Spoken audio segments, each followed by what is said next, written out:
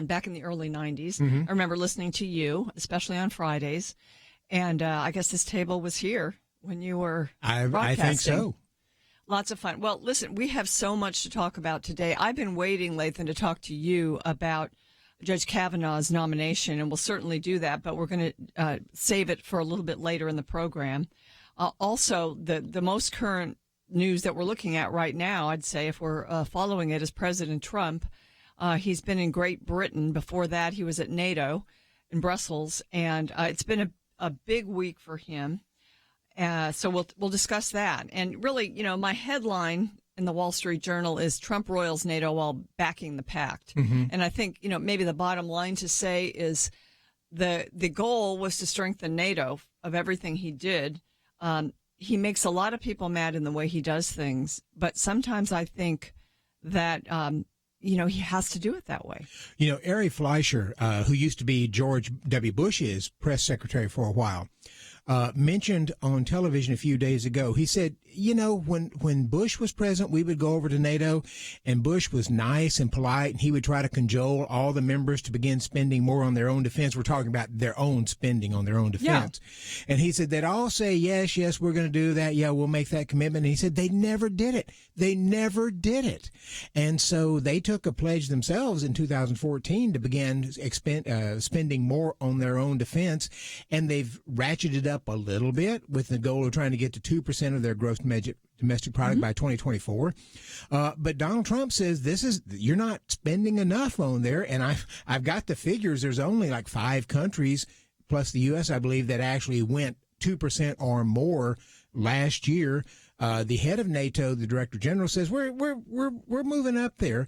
But Ari Fleischer's point was, they say they'll do it, and then they don't do it. They end up taking the money and spending on other things that are more politically popular in their own country, and they just don't do it. So Donald Trump came in as a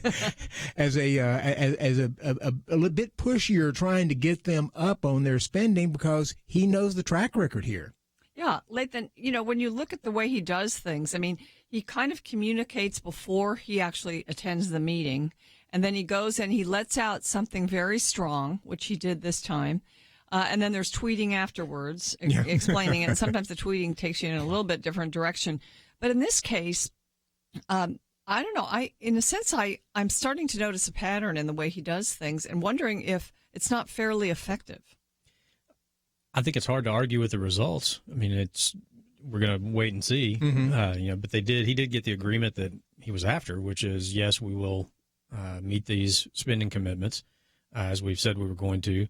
But I think you're right. I think some of it is tactical. Some of it may just be his natural way of doing things, mm-hmm. Based on his many years in private business. And I think he views most things through that lens.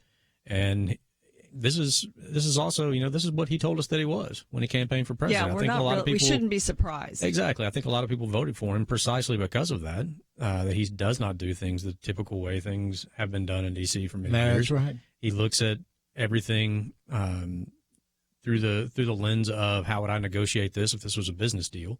And many times on the front end of a business deal, you talk a really big game about what you want, knowing that what you're willing to settle for in the end. You go in, you have a cordial meeting, maybe if you've blustered a lot before, and the other person is maybe taken aback by how nice you are in person, and you end up getting what you want. It certainly is not popular with a lot of people, I would say, who have spent career in diplomacy or in the political or the policy world. But it's hard to argue with the results so far, and I think that's why you see his approval ratings as high as they are. And just for the listeners to understand about the diplomacy, IPI, Institute for Policy Innovation, which I work with, we're a accredited NGO, non-governmental organization, with the World Intellectual Property Organization, WIPO. WIPO is based in Geneva. It's a UN body. And so ambassadors go to WIPO to talk about intellectual property issues, which incidentally is a part of our concerns with China right now. But so it's a UN body. And these people sit around and they slap each other on the back and they're nice to each other. Even if you're a major murderer or something, they treat each other with gentle hands and so forth, and all respect each other. And we're all here having a good time. And we don't want to leave Geneva very quickly because we're liable to have to go back to Sudan or something like that where we're from. And we don't want to do that. It's amazing how they treat each other so gently and politely. Donald Trump's not doing that. And it remains to be seen how effective that will be, but he has certainly rattled the diplomatic process in the way they typically do that. The piece that you wrote, Dr. Matthews, we've posted at pointofview.net. It asks a question. It doesn't accuse, it just asks a question. Are most NATO members defense deadbeats? And the statistics are there. Of the 29 NATO members, only 6, U.S., and some others, Greece, Estonia, United Kingdom, Romania, and Poland, exceeded the obligation of 2% last year. The U.S. was at 3.5%. Greece is so small that 3.2% isn't that much. And remember, Greece it's not that much, but Greece has had financial problems for years. And they're actually doing better than all the other NATO members, except for the U.S., in their commitment to defense. So it's interesting. And Germany, which has all kinds of money, is very low, and Spain doesn't even hit 1%. So as far as Germany goes, Trump rightly called them out this week. Ladies and gentlemen, we will continue our discussion after this on Point of View. Stay with us.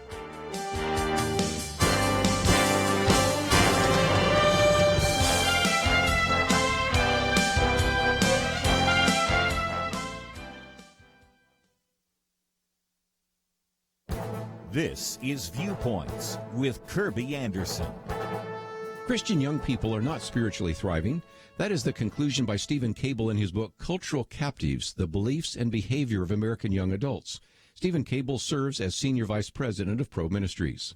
His book not only analyzes the survey Probe Ministries did with the Barna Group of emerging adults, but also analyzes all of the other major surveys, the National Study for Youth and Religion, the Baylor Religion Survey, and the General Social Survey. He discovered that even though commentators sometimes cite these surveys to prove that young people are doing better, all the surveys are actually quite consistent. The percentage of people who generally check none of the above for religious preference is increasing. In fact, the percentage of emerging adults who do not claim any affiliation with Christianity rose from 20% in 1990 to over 43% of the population today. Stephen Cable found that only 14% of born-again emerging adults combined a biblical worldview with biblical practices such as reading the Bible or attending church. He also found that less than 2% of born-again emerging adults apply a biblical worldview to life choices. In other words, only this small percentage have biblical beliefs on topics ranging from abortion to sex outside of marriage to science and faith. That is a major reason why Probe Ministries has developed an integrated strategy known as Periscope, aimed at reversing these trends. The learning experience involves an entire church congregation over a 7-week period and includes sermons, videos, original music, and additional material for individuals and small groups. Stephen Cable's book is a wake-up call to the church. We need to reverse these ominous trends and do it quickly before the trends become even worse. I'm Kirby Anderson, and that's my point of view. Take Kirby and the Point of View team with you on the go with the Point of View app. Search for Point of View Radio at the Apple or Google Play stores.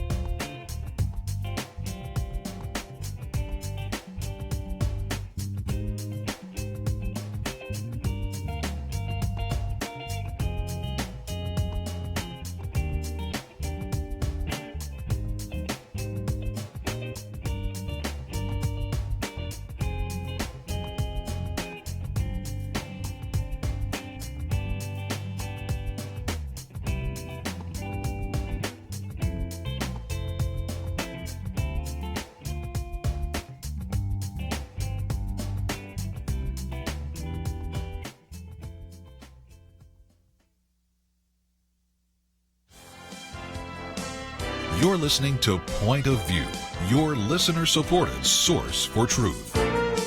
Welcome back to Point of View. I'm Penna Dexter. Around the round table, Lathan Watts of First Liberty Institute and Dr. Merrill Matthews, Institute for Policy Innovation. And we're talking about the president, his activities overseas this week. And this piece by Victor Davis Hanson, we've posted it at pointofview.net. It's entitled Reciprocity is the Method to Trump's Madness. And he says Trump tries to force other countries to treat the U.S. as it treats them. In Don't Tread on Me style, he also warns enemies that any aggressive act will be replied in kind. It's fairly blunt, as we were discussing.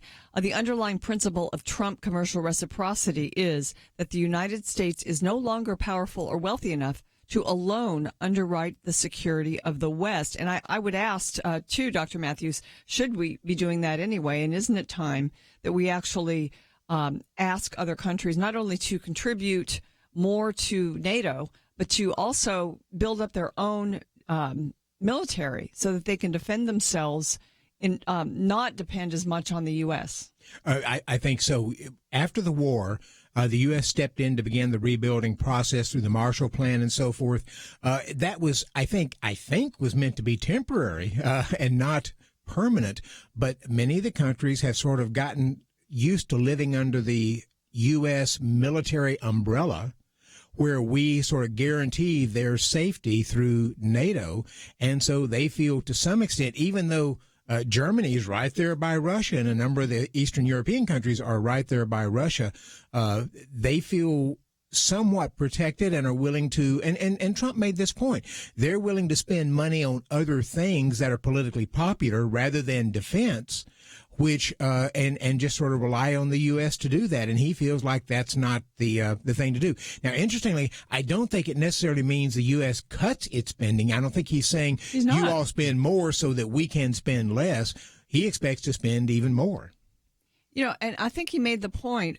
I'm not trying to undermine NATO, as people were accusing him of all week. Mm-hmm. I'm not undermining. I love NATO. I think it has a great purpose. The U.S. is all in for NATO, but you need to be more all in. Yeah, I think this is a president of the United States, as he said, he loves NATO. The way he shows it is with tough love. If you're a parent, you know what that means. And I think that's what he's showing to NATO. And like Dr. Matthews said, it's not that we want them to spend more so we can spend less. What he's asking for, like Victor Davis Hanson has mentioned in his article, is reciprocity. Spend the, an equivalent amount that we spend. Yeah, and Mm-hmm. we may end up spending more on our defense, but you should at least be matching what we're doing.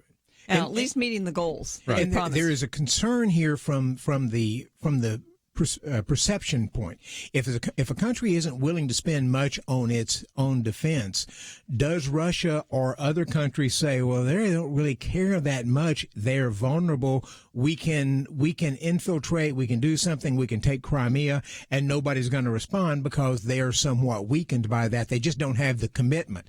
If you express your commitment by the fact that you're spending and peace through strength, then you may very well dispel certain types of aggressive behavior. All right, let's talk a little bit about trade and tariffs, too, because you at IPI, there was a piece that I read this week that quoted you, Dr. Matthews, and you and I have discussed before the show that China is going to get, Trump, our country is imposing $200 billion increased tariffs on China. Right. So, of course, that's another sort of opening for criticism. And of that's President after $34 billion. We imposed $34 billion. China came back a week or so ago and said, all right, last Thursday, Friday, and said, we're going to reciprocate by imposing $34 billion on U.S. products. So the Trump administration said, that's fine. We'll start the process of imposing $200 billion of tariffs on China at roughly a 10% rate. That's a problem for China because there's not really $200 billion worth of trade there, as some people have pointed out, that they can hit back with. But the Chinese government is looking and saying, we'll respond. If we can't do enough in the way of tariffs, we may make it harder for companies to merge or slow down some processes and so forth. So none of this is really good right now. The president thinks that we can win a trade war with China because our economy is stronger than theirs and bigger than theirs. Maybe, but you can get an awful lot of people hurt in this. And whereas a number of the Trump administration feel that China is a major problem, they would like to see the president focusing on China, not imposing tariffs on Canada, Europe, and other places, but not having multiple battlefields out there, but just having one and really focusing on China and trying to come to a resolution. Well, we posted this piece by Victor Davis Hanson that tells some truth about our relationships with some of the other countries with regard to trade. And you've got a chart also that, I think people need to know the impositions of tariffs on us. Yes, the World Trade Organization tracks the average basic tariff among most favored nation countries. And so you just go to the World Trade Organization and look at it. It ranks the U.S. at about 3.5% tariff. Canada, which we've just had a kerfuffle with, a little over 4%. Mexico, 7%. European Union, 5.16%. China, nearly 10%. And South Korea, which is one of our major trading partners, 13.9%. So when President Trump says other countries are charging us, are imposing higher tariffs on us than we are on them, he's right about that. Whether or not throwing more tariffs in there is the right way to address it's another question, but he's certainly right about the fact that other countries impose higher tariffs. And just to be clear, a tariff is a tax that you impose upon your own country. So when President Trump says we're imposing a 25% tariff on Chinese steel, let's say, it's U.S. customers that are having to pay that extra 25%. So it's a tax he's imposing on his own people to try to get China or other countries to reduce the taxes they're imposing on their people that limit our goods coming in. So in a sense, he's appealing to a certain sector of the electorate across the country, the people who have been hurt by international trade. But he's also hurting our ability to purchase goods from these countries, and especially China, which is, a lot of times we're getting very cheap goods from China. And the general perception is he's imposing tariffs on things that are politically popular, at least among some of his constituents, steel and aluminum and some of these things. Wilbur Ross, the Secretary of Commerce, used to be in the steel industry. They have steel connections. China is being much more strategic in what they're doing. They're looking at red states, things that hurt people in red states, for instance, pork, soybeans, and other tariffs, and they're imposing it on those to hurt people who voted for Trump. All right. Well, Lathan, do you have a last word on this issue? Because this is not an issue we discuss as much here on Point of View, but I think it's a very important part of this president's, just his presidency, because he made some promises in the campaign that I think a lot of people did not ever think he'd keep. I didn't. I didn't think he would start basically this battling back and forth about trade, because it's always been something that you have to be very careful and diplomatic about. He's not.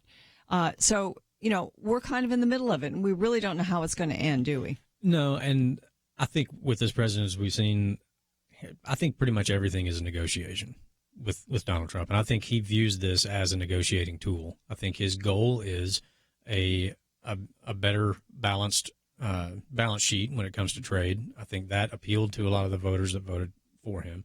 This is not your typical conservative Republican plank. It is a much more populist idea as far as protectionism. Republicans have done that in the past. There were, presidents in the past that tacked this way. So it's not your typical Republican policy, and I think that's why he makes a lot of people nervous, in D.C. and among the intelligentsia of the conservative movement. But I also think it is very popular with the people that elected him. He knows that. I think he views this as a negotiating tactic, and if he gets to where he wants to get to with these other countries, you may see these tariffs go away just as quickly as he was willing to slap them on there. Well, speaking of keeping your campaign promises, this president did just this on Monday night when he announced his nomination for U.S. Supreme Court Justice, and he announced Brett Kavanaugh, who was on the list that he promised during the campaign to pick from. And this is a known name in Washington, D.C., someone who served in the Bush administration and on the D.C. Circuit Court of Appeals for 12 years. So really not an unexpected pick. Some of our friends were not happy with it. They saw a couple of problems. And a little bit later in the program, we are going to bring in Father Frank Pavone to talk about one of those criticisms in a case that his organization, Priests for Life, was involved in. And he'll kind of give us the scoop on that. You can read more about that at pointofview.net. But stay with us. Next up, we're going to talk all things religious liberty. We'll do that right after this.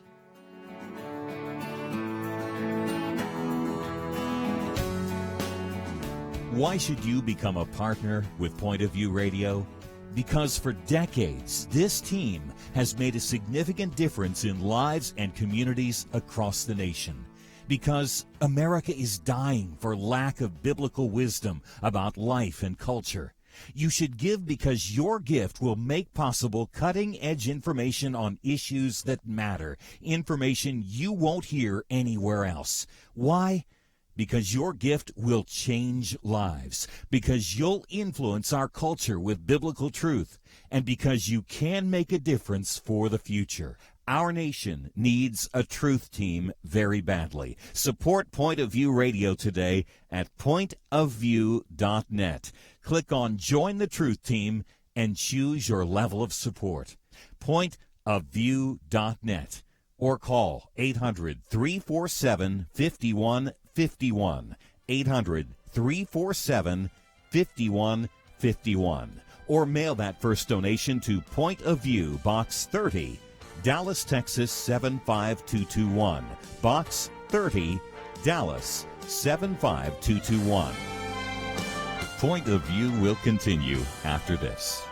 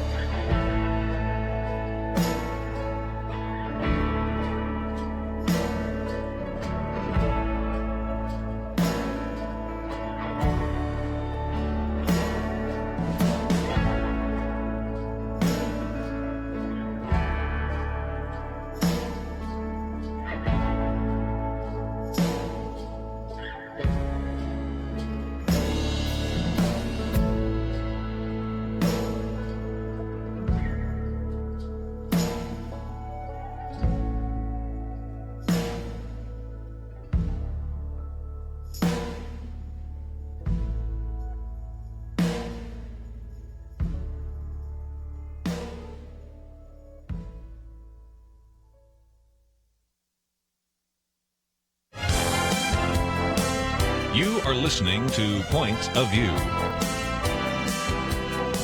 The opinions expressed on Point of View do not necessarily reflect the views of the management or staff of this station. And now, here again, is Penna Dexter. I want to point you to pointofview.net. You can link through our website to First Liberty Institute to find out about the cases we're going to talk about today with Lathan Watts. Also, I put up a piece by Kelly Shackelford that was on Fox News this week. It had to do with the Supreme Court pick of Brett Kavanaugh and what Kelly's thoughts are on him. You always want to know at least I do. I always want to know what Kelly thinks about these things. So you can go there to check that out. But Lathan, there's a couple of cases that I don't remember having discussed here at Point of View. They may be fairly new cases at First Liberty Institute, and I know that new ones are always coming across your desks. So this one comes out of Alaska, and I might mention, of course, we're broadcasting in Texas now, and also I think in Minneapolis this hour. But we do have a station in our Point of View network in Alaska. So this case comes out of Anchorage, Alaska, and it's a case that really centers around a religiously affiliated nonprofit organization that provides a lot of services in Anchorage. Tell us about it. This is one of the more outrageous cases that I have heard of in my brief time at First Liberty. And it sort of got swallowed up news cycle wise by the Supreme Court nomination as everything else did. So I'm glad we're talking about it because people, I think, will really be intrigued when they hear what happened. So there is a homeless shelter in Anchorage, Alaska, that caters to homeless women, many of those who are abused women. They refuse to allow a man who identified as a woman to stay in this shelter. As they should. Correct. Just for safety. For many reasons. Yeah. He then filed a complaint against them with the Anchorage Equal Rights Commission. And so the homeless shelter got an attorney to represent them in this matter with the Anchorage Equal Rights Commission. Now, the controlling ordinance that sort of established the Equal Rights Commission and all of its jurisdiction exempts homeless shelters. So the commission had no jurisdiction to do anything about this. Really? Okay. But they decided to anyway. So the homeless shelter hired an attorney. Now, at the same time this is going on, there was a proposed ordinance in Anchorage that was on the ballot about basically a bathroom ordinance saying, you either will use the bathroom that is affiliated with your gender that you were born as. So it was on the ballot. So there was a lot of media interest in this. Was kind of an issue then in this type the area. of issue, exactly. So the attorney Kevin Clarkson, who represented the homeless shelter, he was asked by the press about the case of the homeless shelter and in the context of the larger conversation that was going on. He answered questions in the press about the Equal Rights Commission's complaint against the homeless shelter.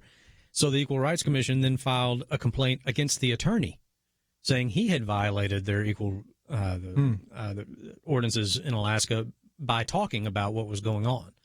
So think about this: if you don't have to be an attorney to figure out the implications of this. He was facing penalties by this commission for talking about the case he was working on. Now, how is an attorney supposed to represent his client if he's ever asked by the press what's going on, and he risks being subject to the same penalties that he's trying to defend his client from the same body that has absolutely no jurisdiction to do this, by the way. So First Liberty now represents Kevin Clarkson, and we are... You're not representing the homeless shelter right now, just correct. the attorney. Just the attorney and the firm that he works for. Yeah, I mean, it's just... Because he's representing them. Right. You got to defend the attorney. Actually, what happened was he ended up having to step aside from his representation of that. They have different counsel now because he didn't feel like he could effectively represent them if he was going to be defending himself under this same outrageous claim, basically just for talking about the case. So what happens is this Equal Rights Commission does something they shouldn't, sticks their nose in where it doesn't belong. They don't have any sort of authority to do so. And once somebody kind of shined the light on it, they didn't like that, and so they filed charges against him too. And so it is government at its best, if you can tell that my tongue is firmly planted in my cheek when I say that. But it is a government body, unelected bureaucrats, getting caught doing something they weren't supposed to do in the first place, not liking the fact that somebody drew attention to it, and so trying to penalize that attorney for doing something about it.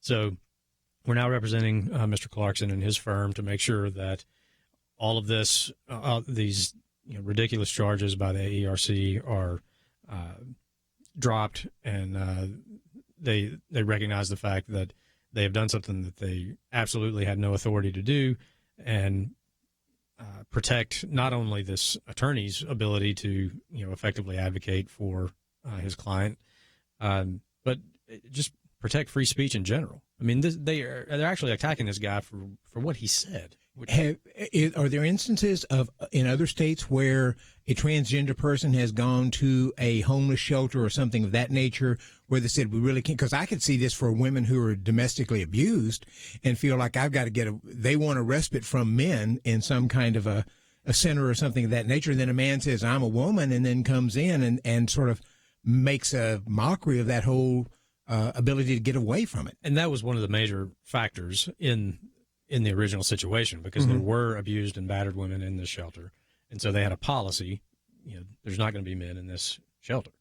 And just because you identify as a woman, we're not going to allow you in the same facility with women who have been abused. And so I don't know, if that scenario has occurred in other places, but that is a part of what originally happened here, which he then filed a complaint against them with this Equal Rights Commission. So is it right now a matter of you talking to them and trying to work it out? Basically, yes. Point is that? Right. I mean, I can't get into too much detail, but yes, that's basically it. We've let them know that we represent Mr. Clarkson, and we have made it clear that they had no jurisdiction in the first place. So we're continuing that ongoing conversation. I think you will see they will make the right decision. Hopefully very soon. Lathan, is this something that states should be proactive on, or is it so unusual that states need not worry about it until it becomes more abundant or something? Or should states say, we don't want this happening here, let's go ahead and address this at the state legislative level? I think if state legislatures are going to take action to make sure this doesn't happen in their state, the approach should be only the state can create a protected class of people. Right. Because that's what's going on here. This is the city of Anchorage. This is their non-discrimination policy, their Equal Rights Commission that they established. So, we're here in Texas. If the state of Texas wants to keep this from happening here, the legislature should make it clear only the state can create a protected class of people. And that would take care of all of these municipal SOGI ordinances and lots of other ordinances, and so just sort of invalidate them and say that's for the state to decide. This is the first time I've heard of a case like this. It would not surprise me, just in the general climate that we're in these days, if there would be more to come. I think that is probably the best way a state could address it, is just if the state wants to create that protected class, they can, but to eliminate sort of this hodgepodge around your state of this city says you can do this city says you can't. If you're an attorney trying to represent a client, you got to go figure out, can I talk about this case here or not? That's just an untenable situation. Didn't North Carolina try to do that? Didn't they try to pass a law for the whole state that would refute the very liberal non-discrimination law that Charlotte had? Right.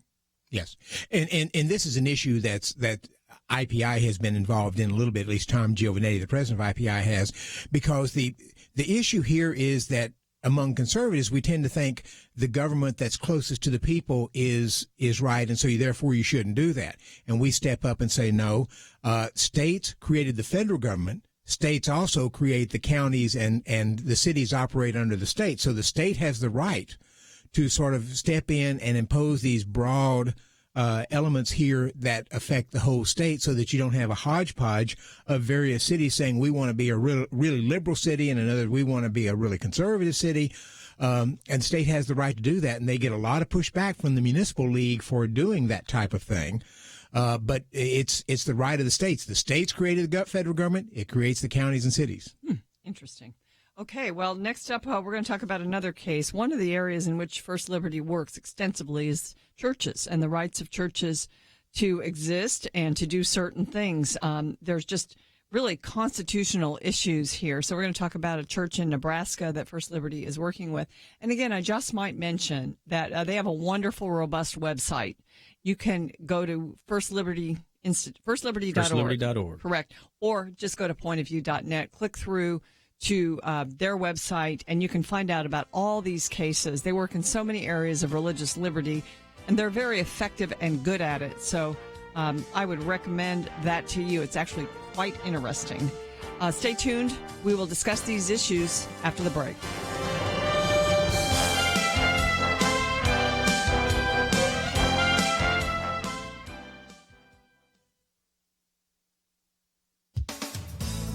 Remember the PBS television show Barney and Friends? It premiered in 1992 and ceased production in 2009. The title character, Barney, was a purple Tyrannosaurus Rex who conveyed optimistic and educational messages through songs and little dance routines. The show was popular during an era when it was not politically correct to elevate the nuclear family, a mom, a dad, and their biological or adopted kids, as preferable to any other type of family. The children on Barney sang of families of different sizes and types with the refrain, "But mine's just right for me." Author and syndicated columnist Mona Charen was raising toddlers during Barney's heyday. She writes, Barney delivered the approved, soothing propaganda. It was meant to help children of divorce feel normalized. And, she writes, adults were comforted too. Even if your child sees his parents one at a time, everything's fine. A family is love. Mona Charen wisely points out that actually a family is more than just love. It's also commitment and, yes, duty. Family means assuming responsibility for others and keeping your commitments. Her new book, Sex Matters: How Modern Feminism Lost Touch with Love and Common Sense, describes in detail how feminists undermined marriage, the foundation of the family, and says they were as wrong as they could be about marriage. The devastating result is that today, 40% of American babies are born to single mothers. Women need marriage, Ms. Charen writes. Far from a trap for women, marriage is an essential component of happiness. And men need marriage. Married men are better off in many ways, including financially. Married couples accumulate more wealth than never married people do. They are healthier physically and mentally, and more satisfied with their sex lives. They go to church more and volunteer more. Finally, the most profound truth magnified by the lies of feminism is that children need their parents to be married to each other. For Point of View, I'm Penna Dexter.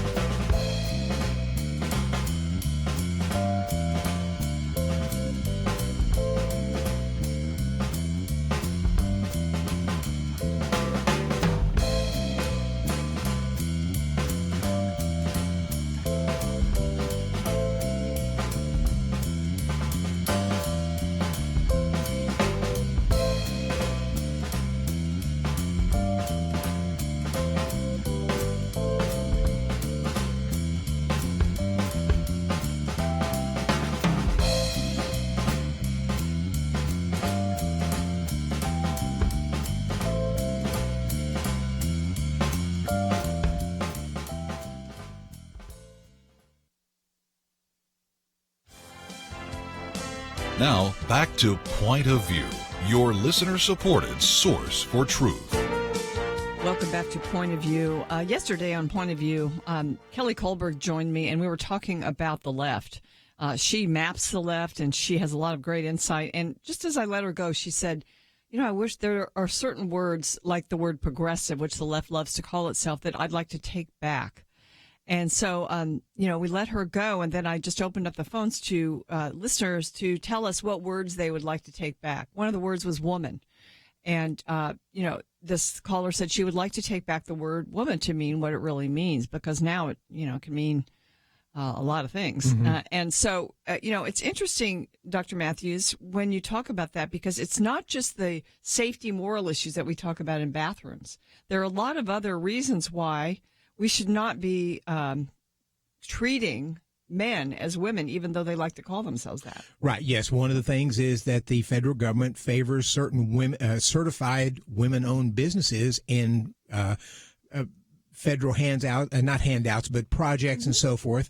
If you're a certified female-owned business, you get an advantage over males in some cases. So why not just claim you're a woman? Just claim you're a woman, and you get that advantage. And who, under an Obama type administration, would say we can't do that?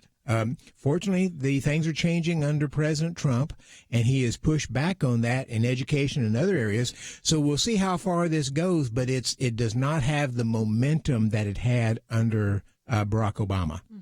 It's just scary when we can redefine terms. It becomes another one of the words that someone wanted to move back to what it really means was the word truth, because we don't really know what truth is a lot of times. And it's become a problem for our culture. But I do want to go back to some of the First Liberty cases. All the cases continue, the ones that are famous that we talk about a lot, like Coach Kennedy's case, like the Klein case of the bakery in Oregon. So those cases continue. They're all front and center. But there's another one that's new that I think people haven't heard about. And this whole area of churches and their rights to not only exist, but also perhaps expand in the property they're on, make improvements. This one's in Nebraska. Tell us about it. Right. So Light of the World Gospel Ministries is a church there in a very small town in Nebraska called the Village of Walt Hill, Nebraska. And the story behind this is really, this could be Frank Capra movie. If you feel like It's a Wonderful Life. I would encourage people to go to our website, firstliberty.org. There's a video there. You can watch interviews of the pastor involved here and some of his parishioners. So the pastor, Mr. Malcolmson, is originally from Ireland. He was at a pastor's conference, and he saw this testimony of a woman in Walt Hill, Nebraska, who lives on an Indian reservation there, saying, "No one will serve my people. There's no one here to serve my people." And he just could not get that image out of his head. He said it just shook him. And for months he thought about it, prayed about it. I think he made a few trips over and visited. And he eventually decided to move his family from Ireland to Walt Hill, Nebraska. So you want to talk about a slight culture shock, I'm sure he was in for. But he moved there and started a ministry to the people who lived on this Indian reservation near the village of Walt Hill. And he's been extremely successful. He's built a vibrant church there in Walt Hill, Nebraska. They're growing. In the video you will see on our website, you will see what a diverse group of people that have been attracted to his church. And so as they began to grow, they needed to expand their facility. So they purchased some property next to where they were. He originally was in a small building on Main Street, right downtown. And this is a village that has really suffered economically. If you see this Main Street area, there are buildings in rubble on Main Street.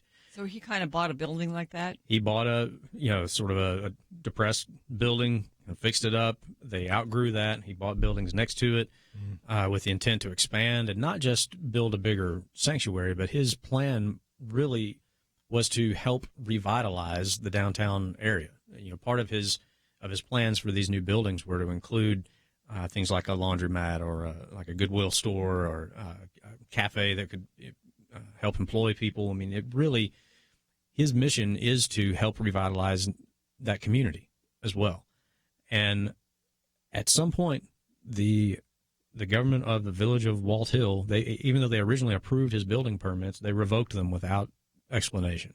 And they are now basically stopping him from not only improving the buildings that he bought, but making improvements to the building he's currently in. And it's just mind-boggling to me why you would want to stop this man from doing this. I mean, he is, and he even says I'm not here to fight with politicians. I want to work with these people to help improve this community. That's why I'm doing this. It is just, it's a mystery to us so far as to what would prevent people in city government from cooperating with somebody who wants to help your community and has already provided a great service to your community with provable results. So we now represent the pastor and Light of the World Gospel Ministries. The city has obviously violated founding principles, but also the Religious Land Use and Institutionalized Persons Act, which protects religious organizations' rights to use their property in accordance with their religious beliefs and prevent the government from interfering with ministry when it comes to situations exactly like this. So your model is often to work with an attorney that's in the area or a law firm that's in the area that knows the players, and that's happening in this case, right? It is.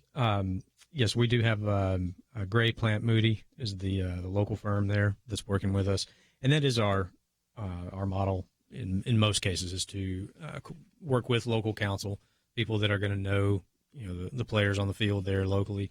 That also helps us be able to take a case anywhere in the country. Yes, we have a team of attorneys, but we have a volunteer network of attorneys, so we're pretty proud of our agility. We can get on a plane, we can be anywhere, leaving from Dallas anywhere in about 3 hours. So. Has the city explained why it's pushing back? No, to my knowledge, they have not explained to the pastor their reasoning for revoking the building permits. You would think that would be something in the city council that they would have had a discussion on, then a vote, and they just said, well, we're doing this because of, but none of that's happening as far as you know. As far as I know, they have not given an explanation for their actions so far. So hopefully now that we're involved and they understand, there could be implications for the city for violating our LUPA and other matters, maybe that will motivate them to be a little bit more forthcoming. And if they feel like they have a legitimate reason, then explain it. Exactly. Tell us what it is, and we can work with you. That's all we want to do, is help this ministry do what it's already done and wants to continue doing, and has had a tremendous impact on this community. So you try to talk with them, but then sometimes it becomes the case that you have to sue the city. The First Amendment and federal law protect the right of churches to operate free from unreasonable and intrusive government interference. That's just a principle. You have to uphold that principle. That's what you guys are all about. And so this is a case that I think people could pray that would be resolved before it goes to the courts. Definitely so, and I think that it can be.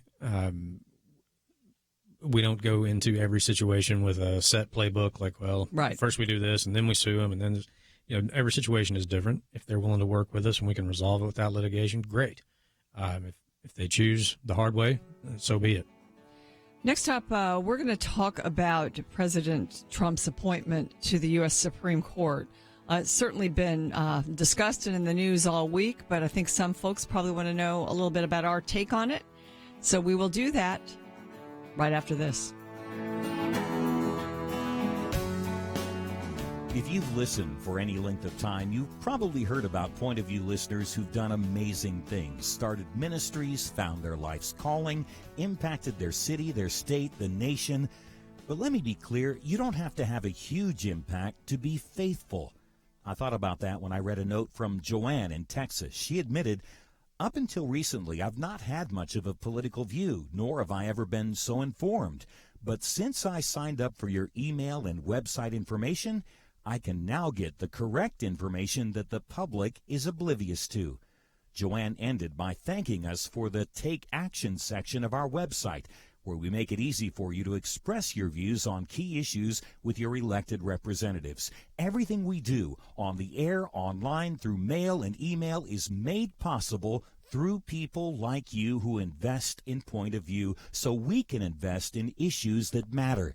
Take your place on the Truth Team. Call 1-800-347-5151 or sign up online at pointofview.net/team. 800-347-5151 and pointofview.net/team. Point of View will continue after this.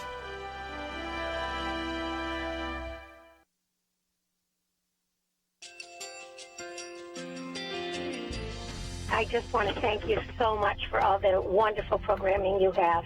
You're just absolutely fantastic. I recently started listening to Point of View, and I really found it interesting because of the different subjects you cover. Thank you for that. I really appreciate everything that you do in keeping us informed. Thank you, Kirby, for everything that you have been doing. I appreciate all the work that you're doing, advocating for the Word of God. Thank you so much.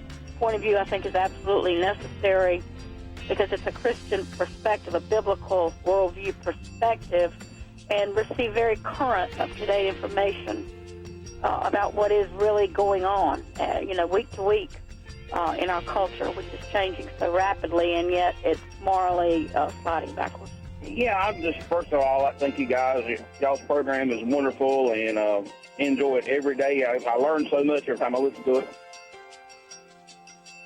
Point of View Radio Talk Show.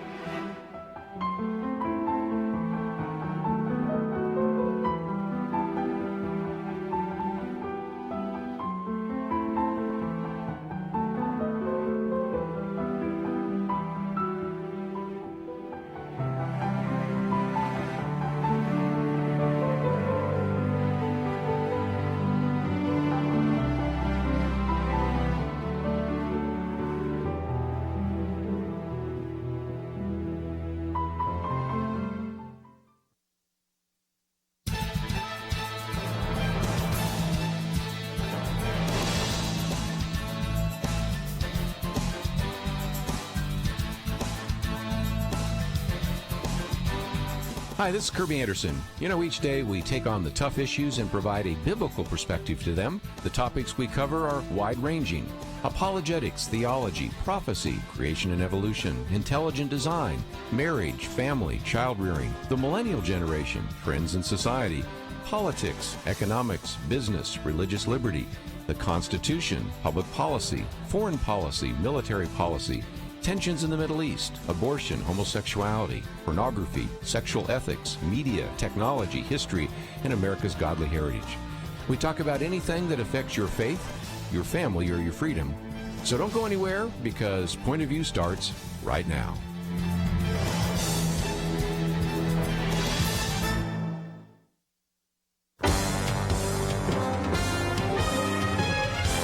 Across America, live. This is Point of View.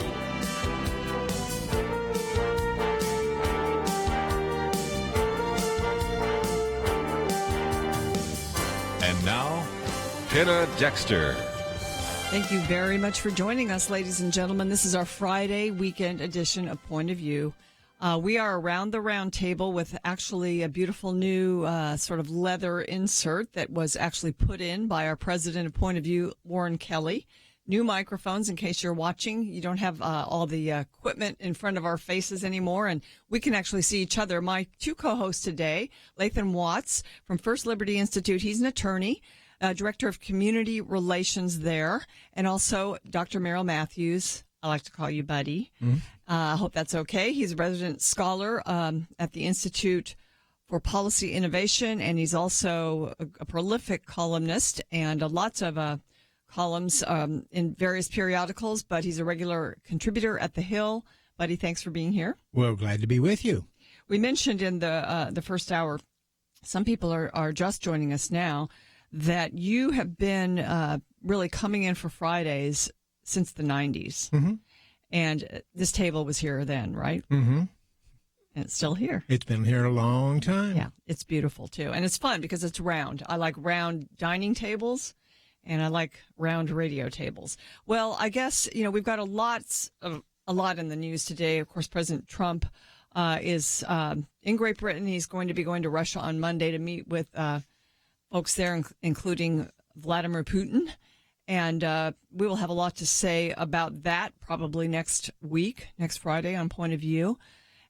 He's done, I think, probably some good with regard to his statements about and to NATO, but certainly they're controversial.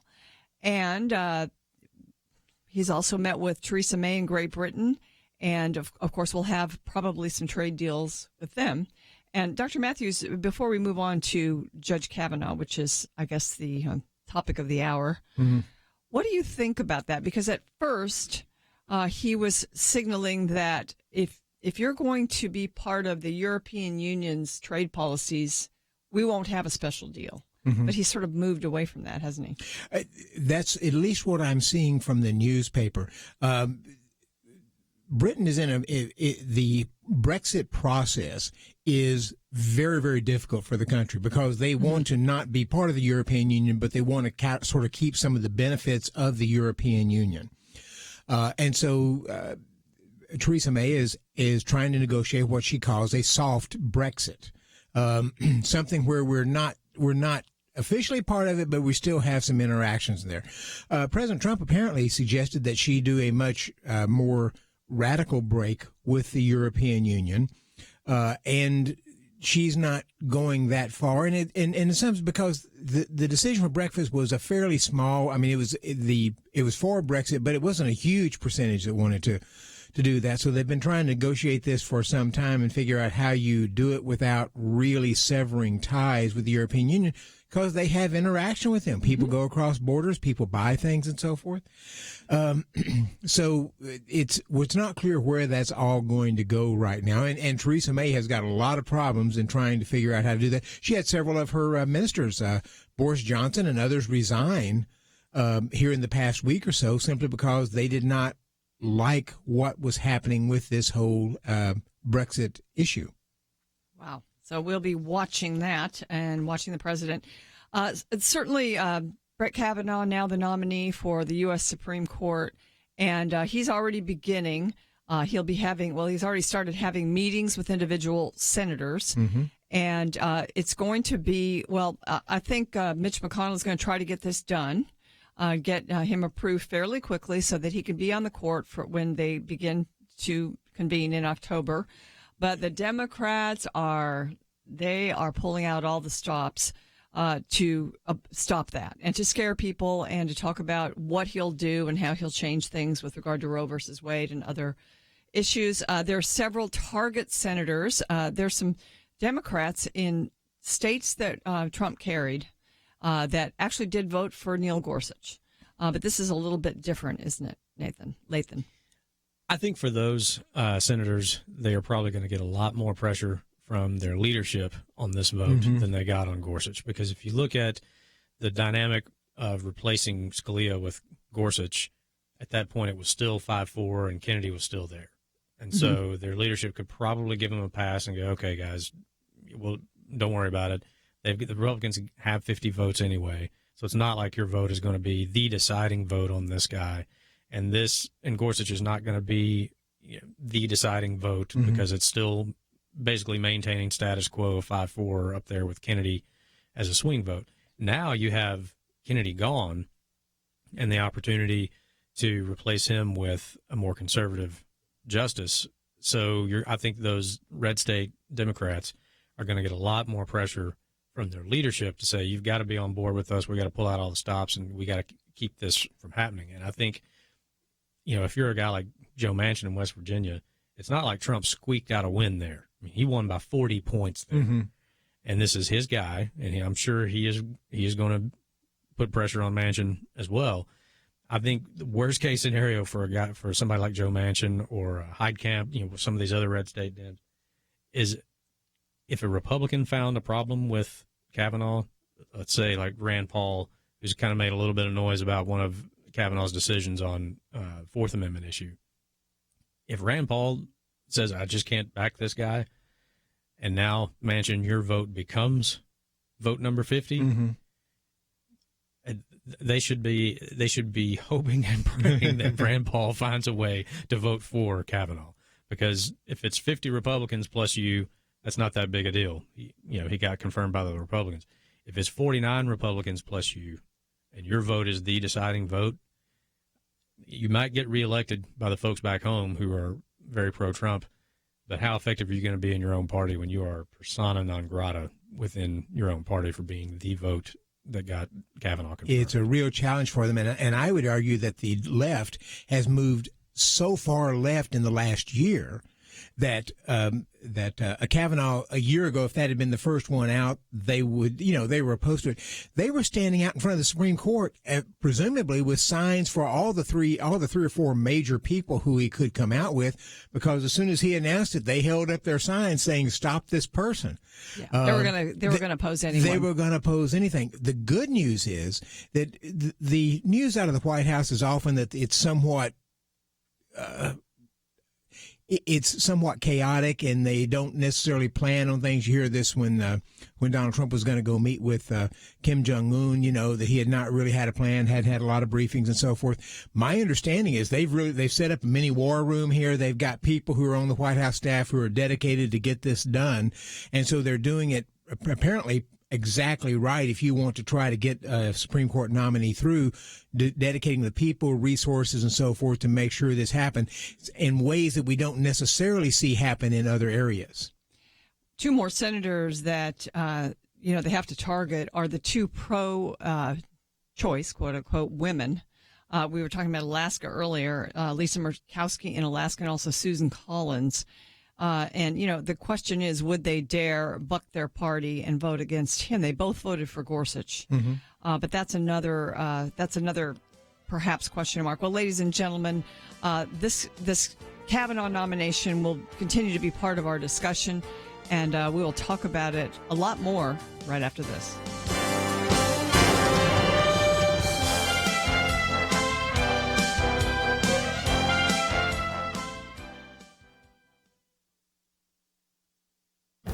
This is Viewpoints with Kirby Anderson. Christian young people are not spiritually thriving. That is the conclusion by Stephen Cable in his book Cultural Captives, The Beliefs and Behavior of American Young Adults. Stephen Cable serves as Senior Vice President of Probe Ministries. His book not only analyzes the survey Probe Ministries did with the Barna Group of emerging adults, but also analyzes all of the other major surveys, the National Study for Youth and Religion, the Baylor Religion Survey, and the General Social Survey.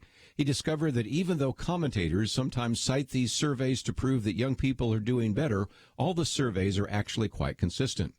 The percentage of people who generally check none of the above for religious preference is increasing. In fact, the percentage of emerging adults who do not claim any affiliation with Christianity rose from 20% in 1990 to over 43% of the population today. Stephen Cable found that only 14% of born-again emerging adults combined a biblical worldview with biblical practices such as reading the Bible or attending church. He also found that less than 2% of born-again emerging adults apply a biblical worldview to life choices. In other words, only this small percentage have biblical beliefs on topics ranging from abortion to sex outside of marriage to science and faith. That is a major reason why Probe Ministries has developed an integrated strategy known as Periscope aimed at reversing these trends. The learning experience involves an entire church congregation over a 7-week period and includes sermons, videos, original music, and additional material for individuals and small groups. Stephen Cable's book is a wake-up call to the church. We need to reverse these ominous trends and do it quickly before the trends become even worse. I'm Kirby Anderson, and that's my point of view. Take Kirby and the Point of View team with you on the go with the Point of View app. Search for Point of View Radio at the Apple or Google Play stores.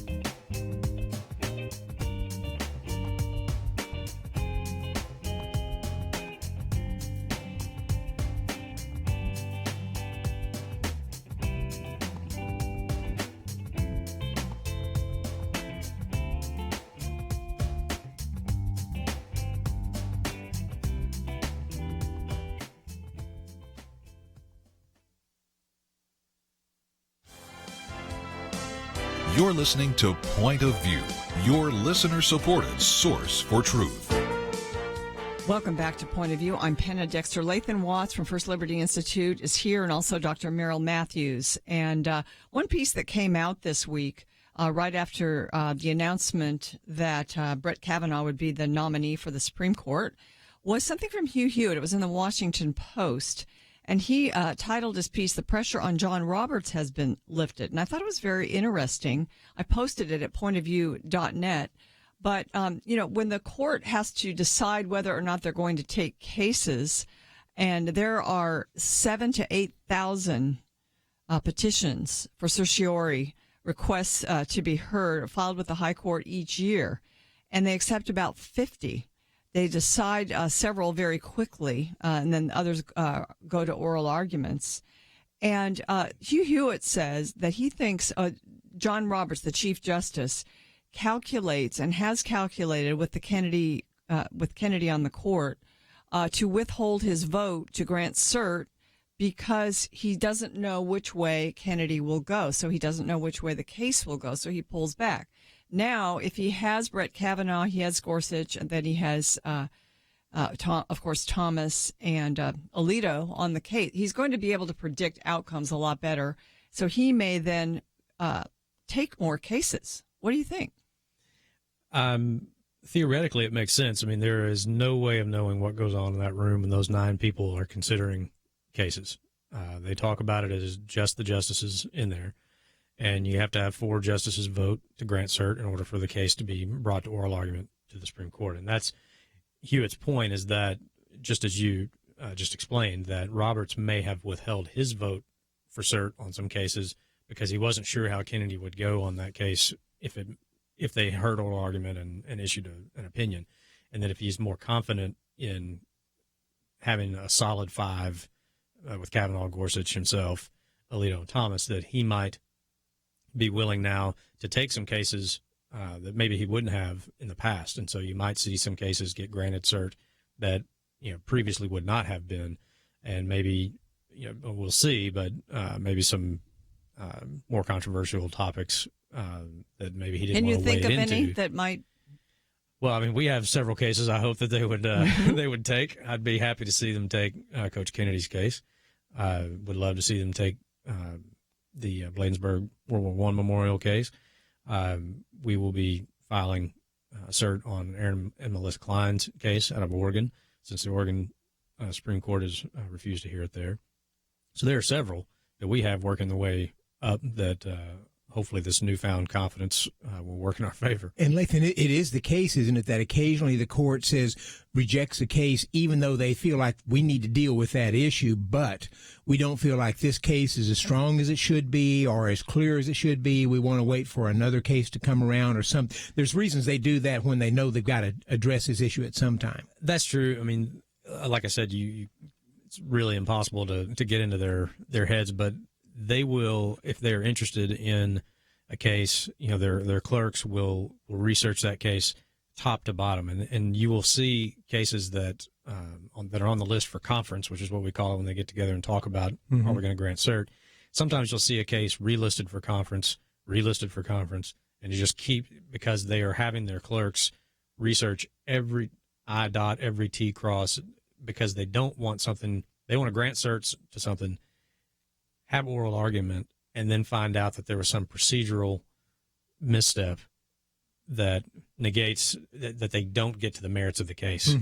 That where they say, well, we got to kick this back because this procedural step was wrong, so we don't touch the big issue that we really wanted to address. So you're right. There are lots of factors that go into granting or denying cert to petitions. So, but if Hugh is right, if Hugh Hewitt is right, then you may see with Kavanaugh on there more certs granted in some issues that maybe wouldn't have been before.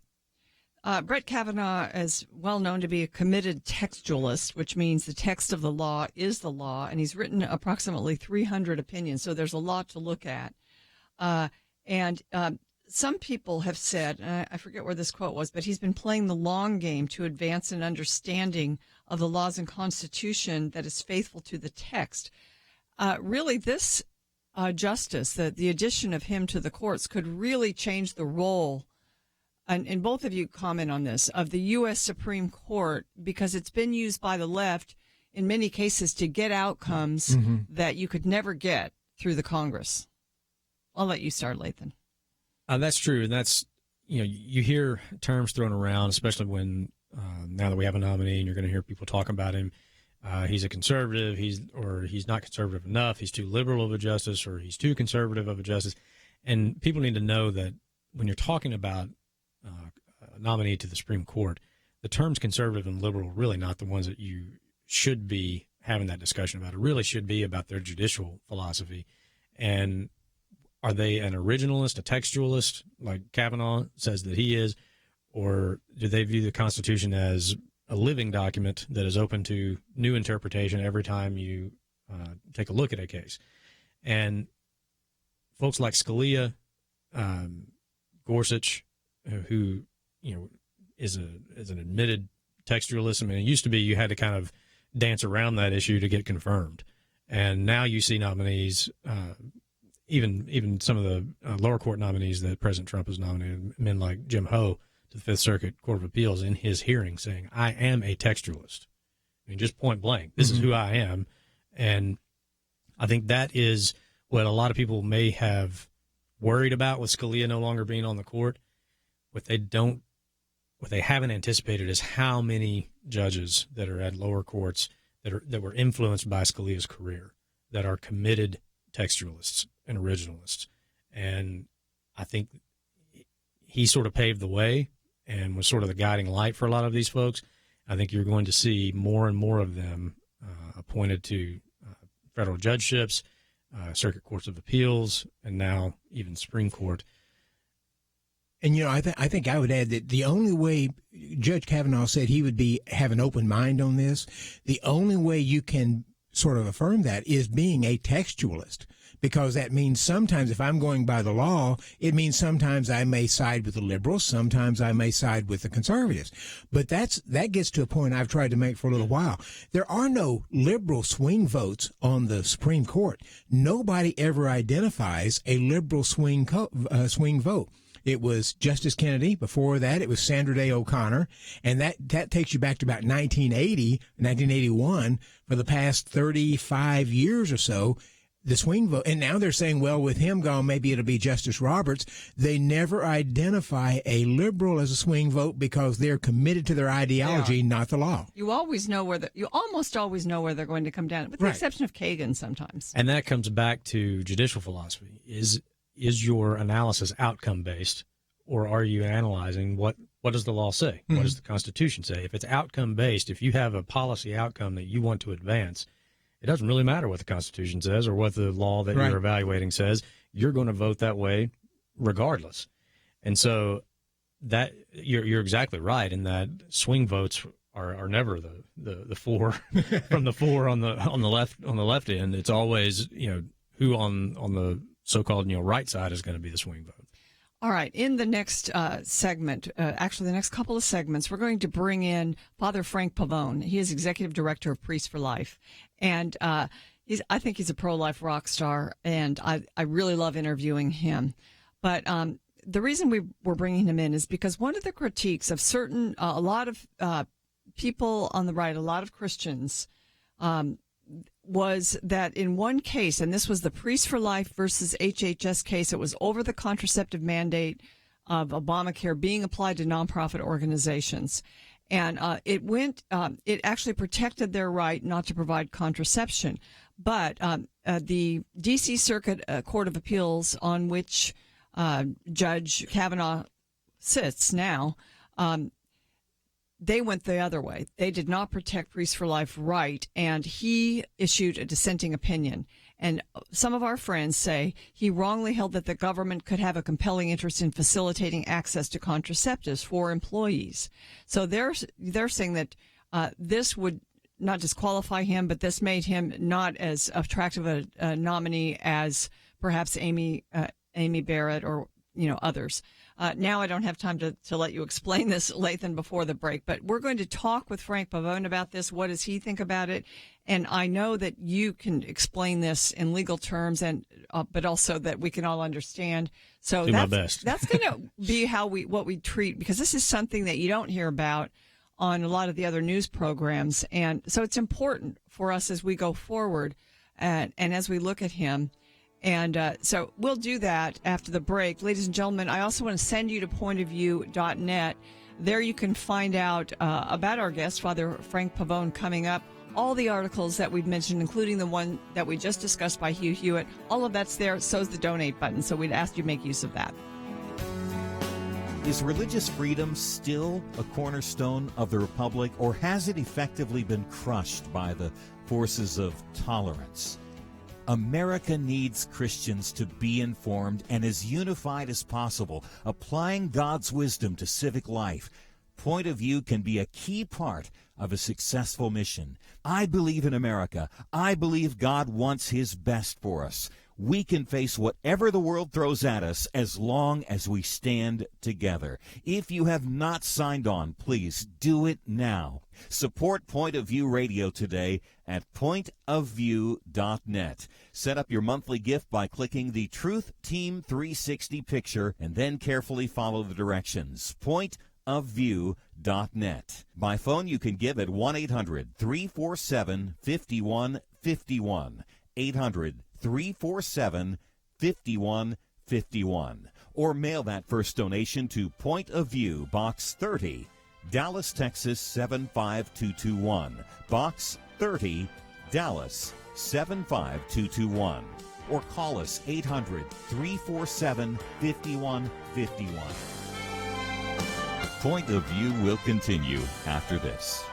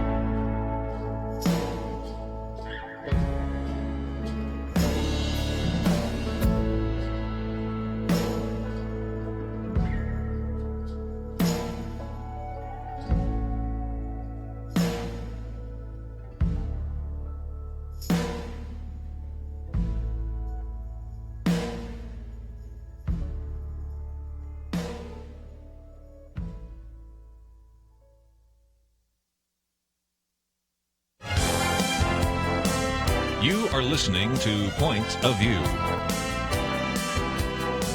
The opinions expressed on Point of View do not necessarily reflect the views of the management or staff of this station. And now, here again is Penna Dexter.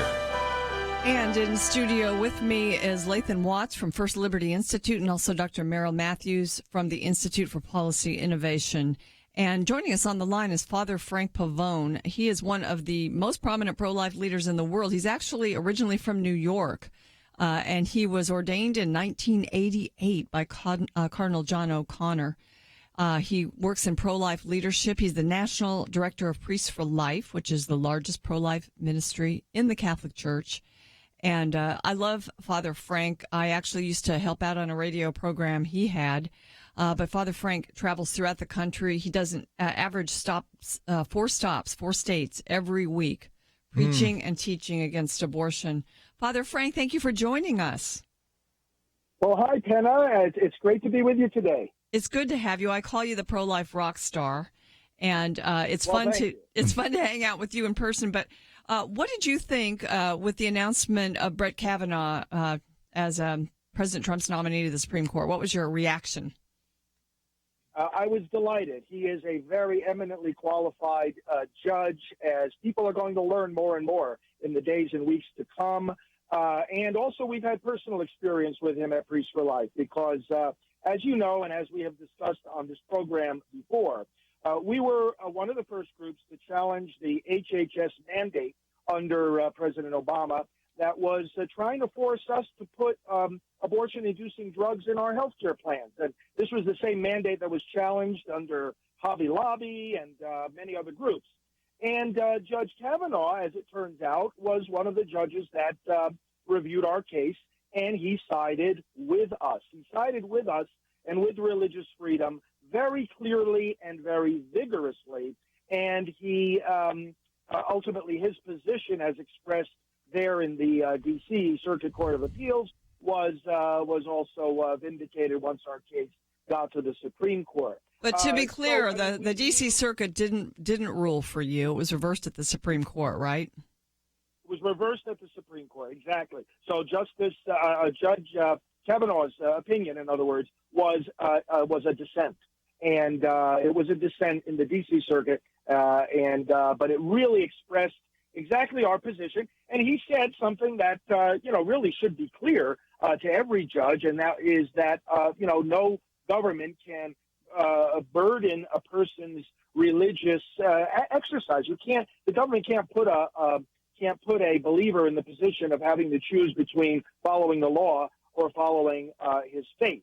There are only very, very, very strictly limited circumstances in which the government can, in fact, limit a fundamental freedom like religious freedom. But the judge's opinion was that in that HHS mandate, the government did not meet that test, that so-called strict scrutiny test.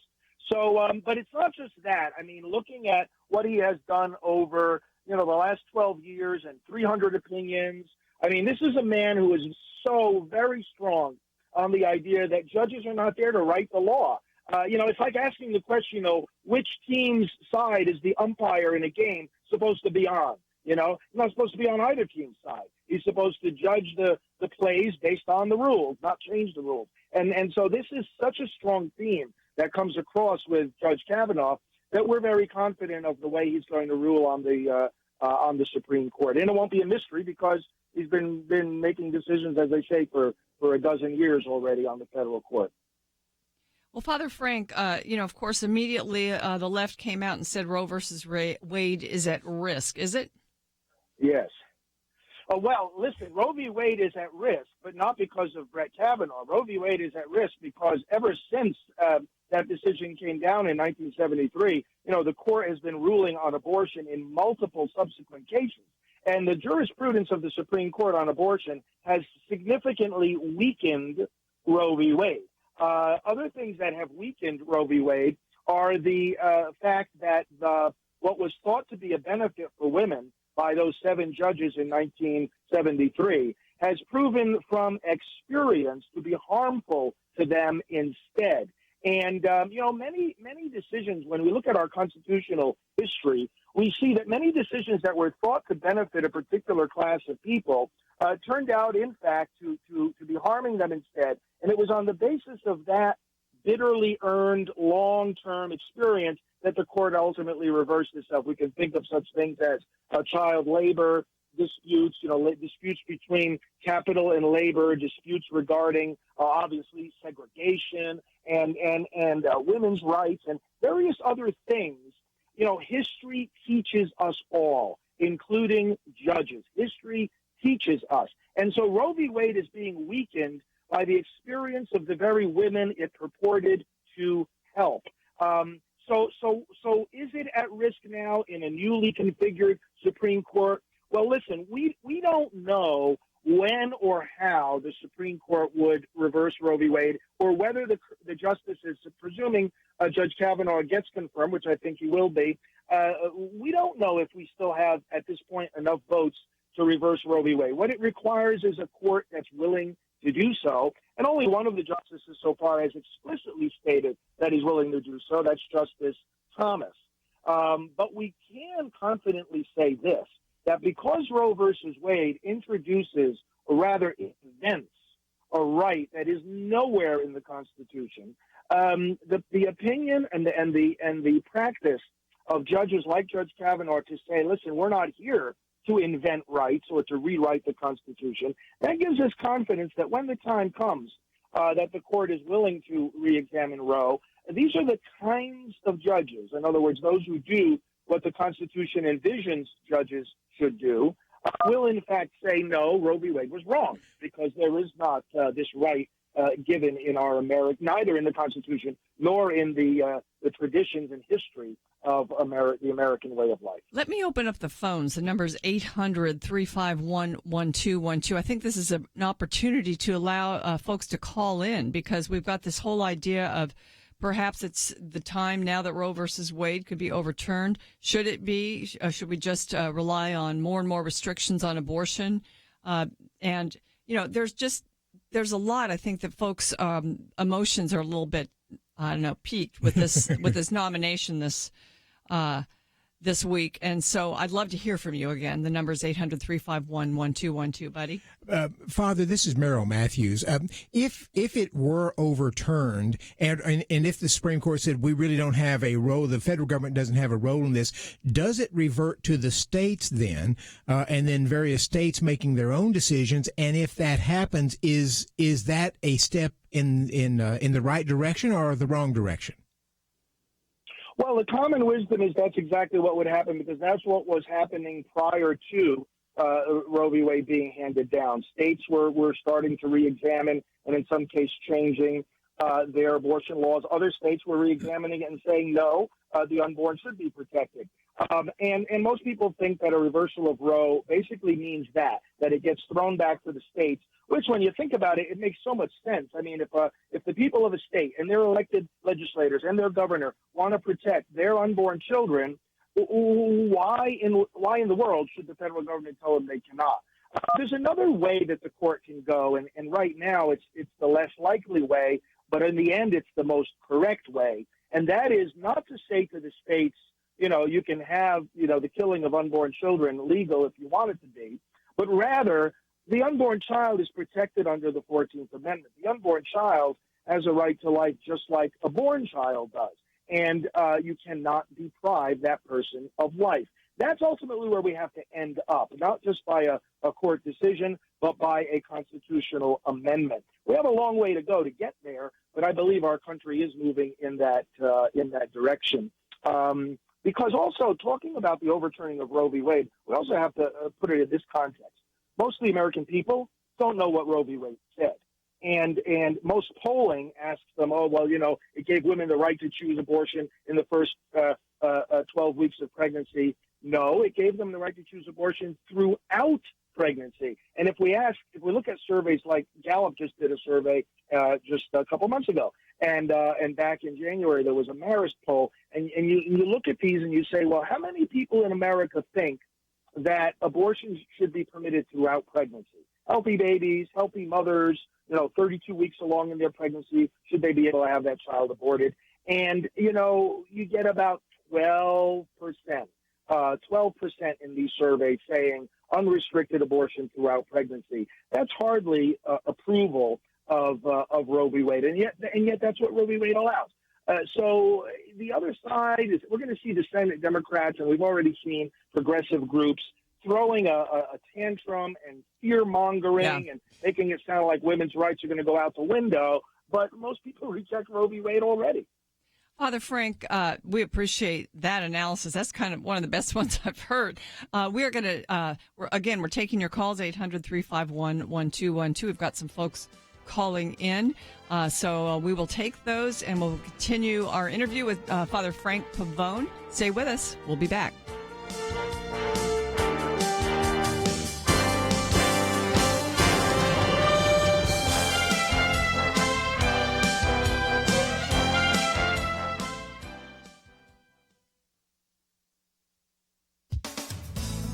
Remember the PBS television show Barney and Friends? It premiered in 1992 and ceased production in 2009. The title character, Barney, was a purple Tyrannosaurus Rex who conveyed optimistic and educational messages through songs and little dance routines. The show was popular during an era when it was not politically correct to elevate the nuclear family, a mom, a dad, and their biological or adopted kids, as preferable to any other type of family. The children on Barney sang of families of different sizes and types with the refrain, "But mine's just right for me." Author and syndicated columnist Mona Charen was raising toddlers during Barney's heyday. She writes, Barney delivered the approved soothing propaganda. It was meant to help children of divorce feel normalized. And, she writes, adults were comforted too. Even if your child sees his parents one at a time, everything's fine. A family is love. Mona Charen wisely points out that actually a family is more than just love. It's also commitment and, yes, duty. Family means assuming responsibility for others and keeping your commitments. Her new book, Sex Matters: How Modern Feminism Lost Touch with Love and Common Sense, describes in detail how feminists undermined marriage, the foundation of the family, and says they were as wrong as they could be about marriage. The devastating result is that today,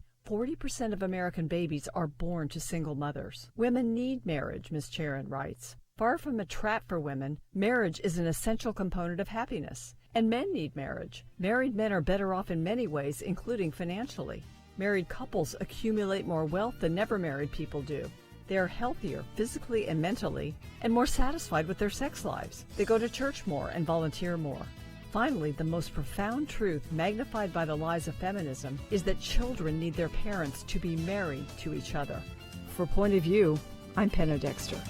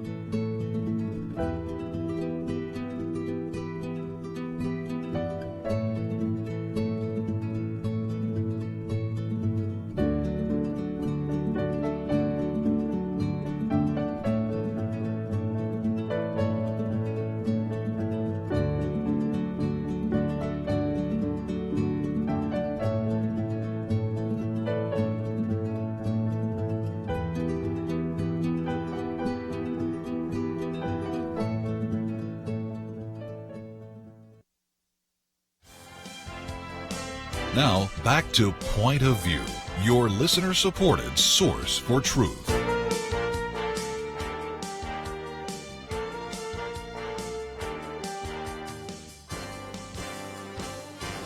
Welcome back to Point of View. I'm Penna Dexter, Lathan Watts, and Buddy Matthews in studio with me. Father Frank Pavone is on the line, and we're taking your calls. Let's take one really quick. Ken in Alabama. Hi, Ken.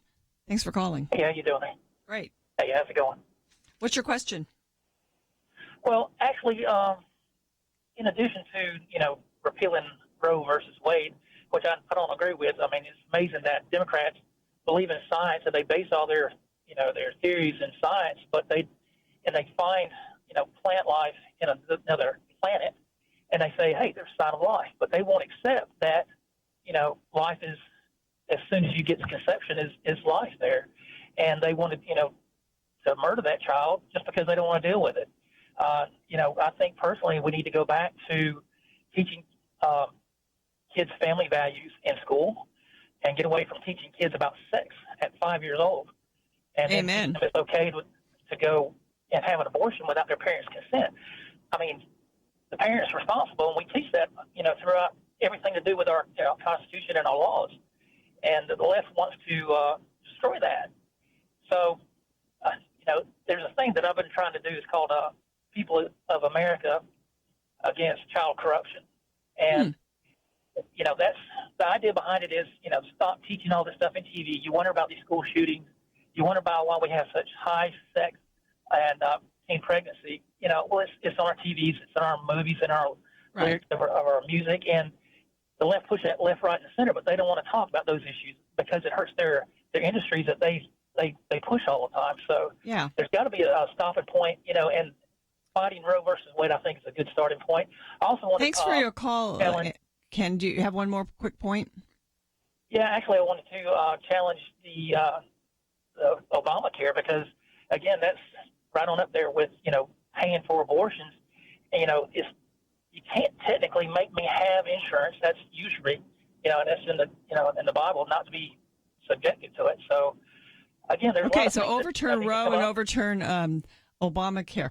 Father Frank, there are 20 state attorney generals suing now HHS to overturn it because to get rid of the individual mandate.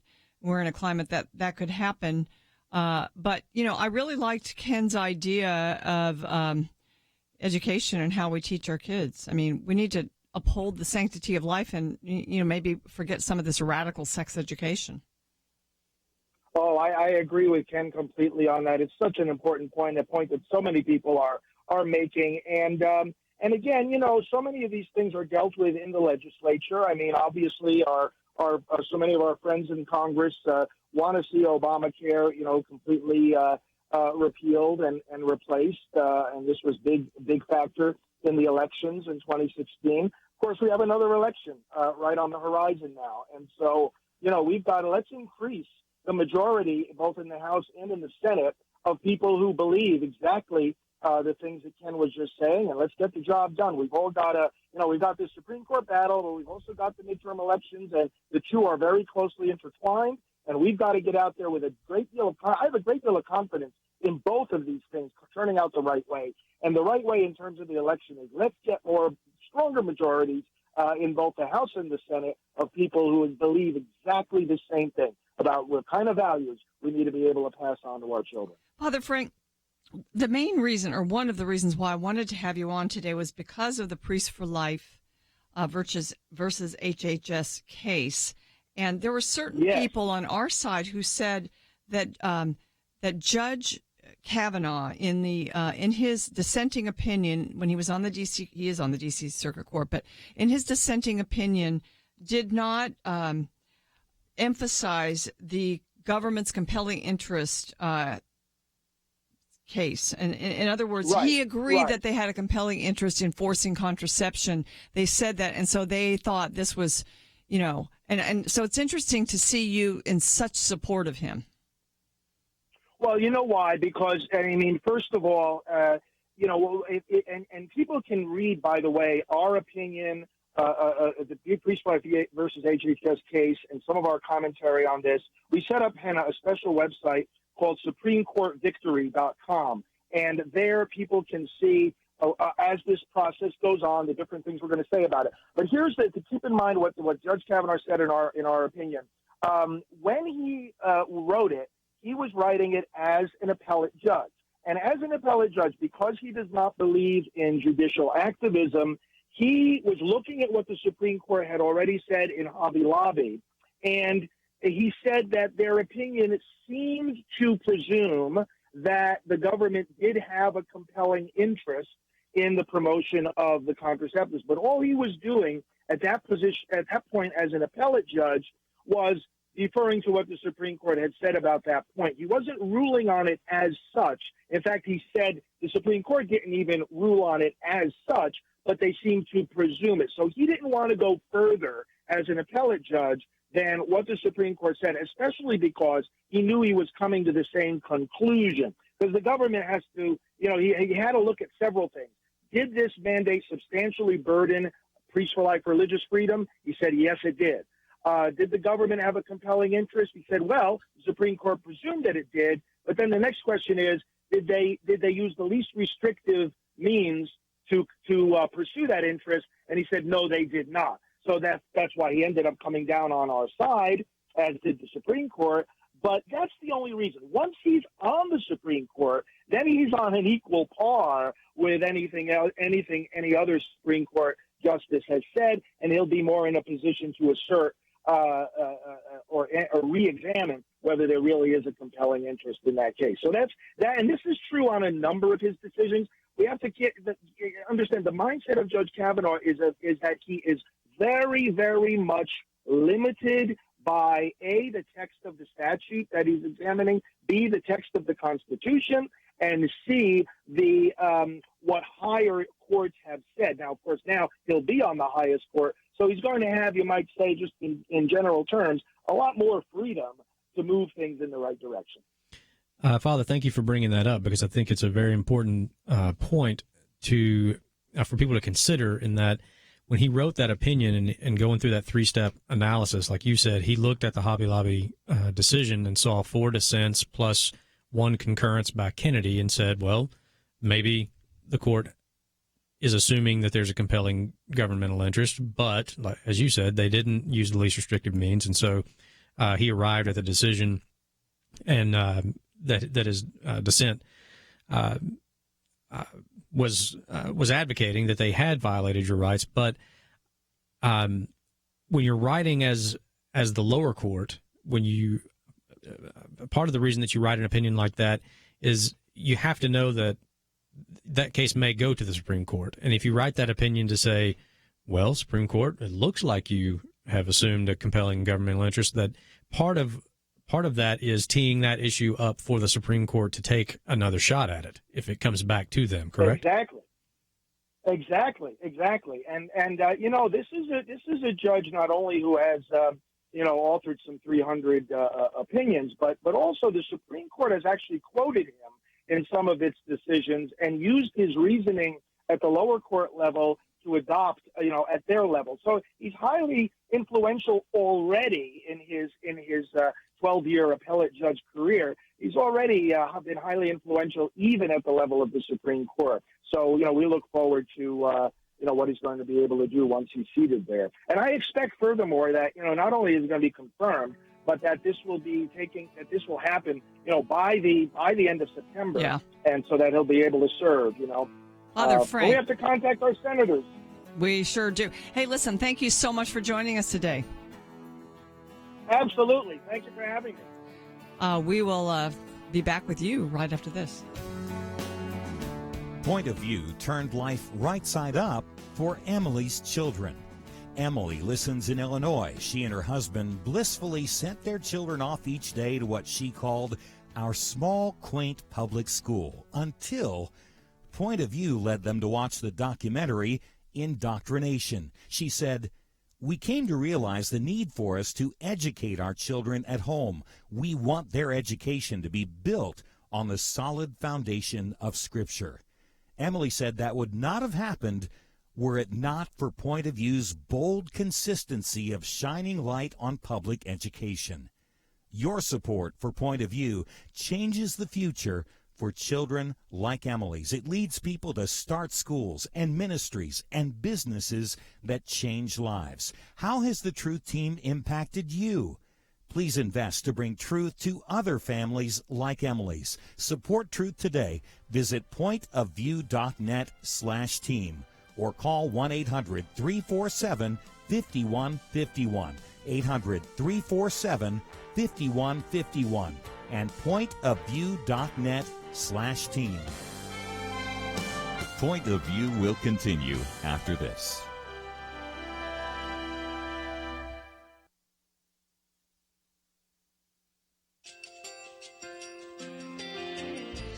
I just want to thank you so much for all the wonderful programming you have. You're just absolutely fantastic. I've recently started listening to Point of View, and I really found it interesting because of the different subjects you cover. Thank you for that. I really appreciate everything that you do in keeping us informed. Thank you, Kirby, for everything that you have been doing. I appreciate all the work that you're doing, advocating for the Word of God. Thank you so much. Point of view, I think, is absolutely necessary because it's a Christian perspective, a biblical worldview perspective, and receive very current, up-to-date information about what is really going on, week to week in our culture, which is changing so rapidly, and yet it's morally sliding backwards. Yeah, I'm just, first of all, I thank you guys. Y'all's program is wonderful, and enjoy it every day. I learn so much every time I listen to it. Point of View Radio Talk Show.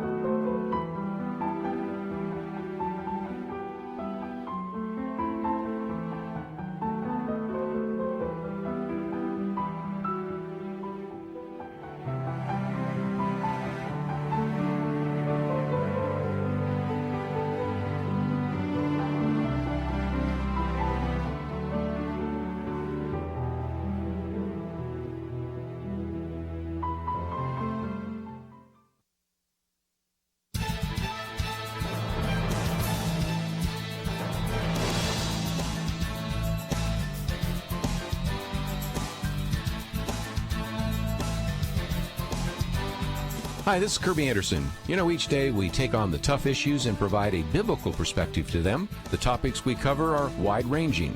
Apologetics, theology, prophecy, creation and evolution, intelligent design, marriage, family, child-rearing, the millennial generation, friends and society, politics, economics, business, religious liberty, the Constitution, public policy, foreign policy, military policy, tensions in the Middle East, abortion, homosexuality, pornography, sexual ethics, media, technology, history, and America's godly heritage.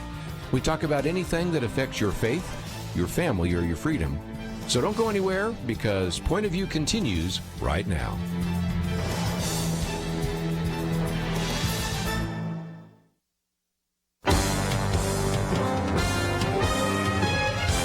Across America, live. This is Point of View.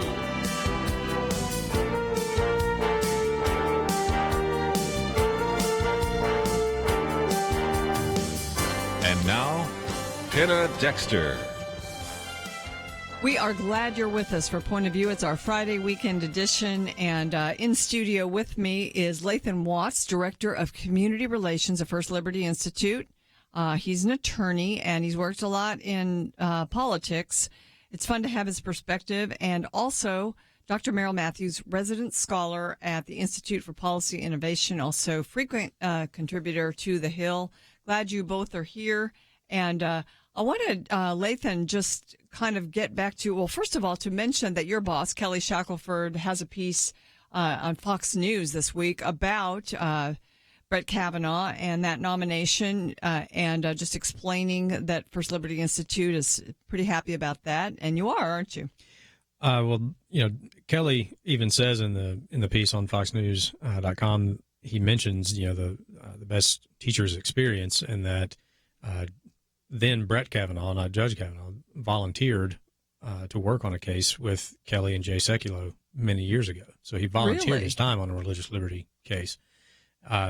I think, you know, probably my favorite quote from Kelly's piece is that in his time on the bench, Judge Kavanaugh's opinions have consistently adhered to our founding principles that government exists to protect the God-given rights of the people, and the Constitution exists to prevent government from infringing on the rights it's entrusted to defend. And I think that's exactly the kind of judges we want. Mm-hmm. Now, speaking about a volunteer, he's also a volunteer baseball coach or softball coach, I think. And, you know, Dr. Matthews, I think one of the things that's going to be thrown at him to delay this, because, you know, Father Frank Pavone said this has to be done before the Supreme Court starts its next session. Before October 1st. And the Democrats are going to try to see that doesn't happen. And one of the things they may do is that, you know, he did spend time in the Bush administration, and he also spent time with Ken Starr working for him in the Whitewater case. And so, you know, he may get a lot of call for documentation for all of that, just to continue to delay and stretch this out. I'm virtually certain that will happen. The good news is that Mitch McConnell, the Senate Majority Leader, controls the schedule. And the senator can bring that up when he wants to. Now, they're going to have to go through the normal hearing process. But another piece of good news is that Mitch McConnell has announced, 2 or 3 months ago, that they were, of the 4-week summer recess that the Senate normally takes, they're going to only take 1 week and be in there for 3 weeks. And I haven't heard him back off of that I know of. Nor have I. And if you are a Democrat up for re-election this cycle, it's in your best interest to be in D.C. voting and get this over with. That's so exactly you can go home and campaign. And there had actually been rumors that McConnell was going to do something like this, since the Democrats had been slow walking a number of these nominations. Fine, we're going to eliminate a good bit of that summer break, and we'll be here voting on a lot of these nominations, because you want to get those nominations done. And on a lot of appeals courts and other judges, it's not just going to be Kavanaugh. There's a number of people that need to be confirmed out there. So my sense is he's going to be pushing that. There may be some late nights as they get up to 30 hours of debate on each of these people, I think.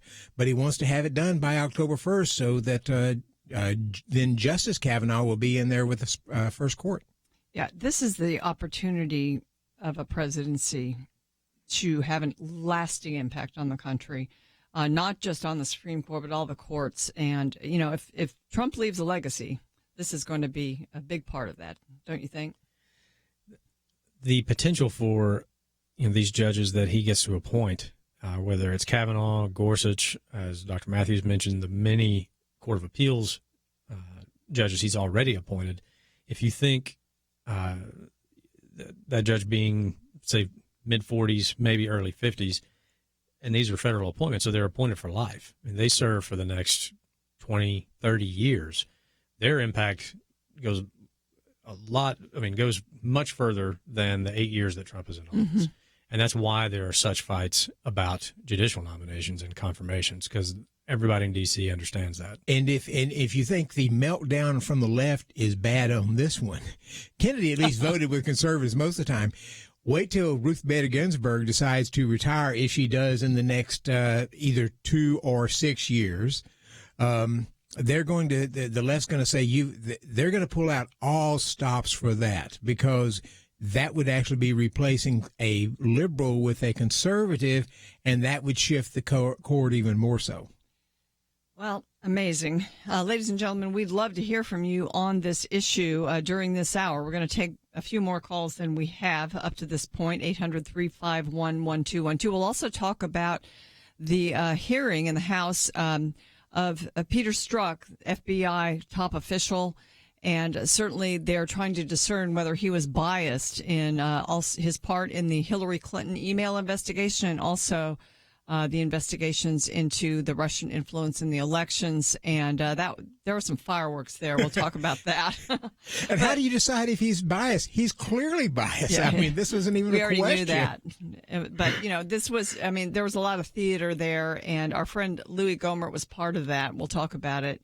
But I want to go back, really, Lathan, and talk about some of your cases at First Liberty Institute. Sure. And again, people can, you've got a great website, and people can get to that through pointofview.net or just go to firstliberty.org.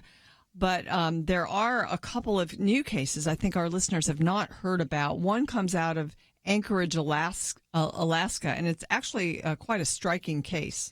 It is, and it was sort of overshadowed by the Kavanaugh nomination, as everything was. So glad to talk about it here today. But our client in this case is another attorney, Kevin Clarkson. Kevin represented a homeless shelter in Anchorage that catered to the community there in Anchorage, shelter for women, and many of whom were battered women, mm-hmm. abused women. They refused to accommodate a man who wanted to stay at the shelter, who told them that he was a woman. He identified as a woman.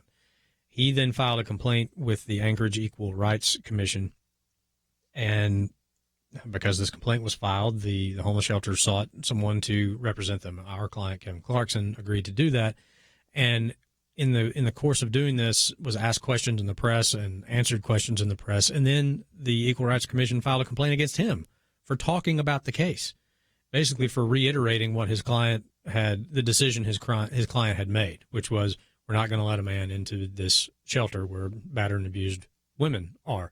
And those words were so hurtful, I guess, that the Equal Rights Commission decided to try and sanction him. They have zero authority to do so. They had zero authority to even take the complaint against the homeless shelter. So now we're representing Mr. Clarkson. We're going to make sure that the Equal Rights Commission does the right thing up there and recognizes their proper role, and that they had definitely overstepped. And hopefully we will have this resolved for him quickly.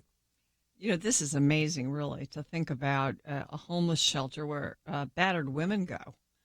And, they want a safe spot, and instead there's something controversial about stopping a man from being there. It's mind-blowing. It just shows the priority of this. This was intended to be an actual safe space, not an intellectual safe space that those on the left are fond of creating.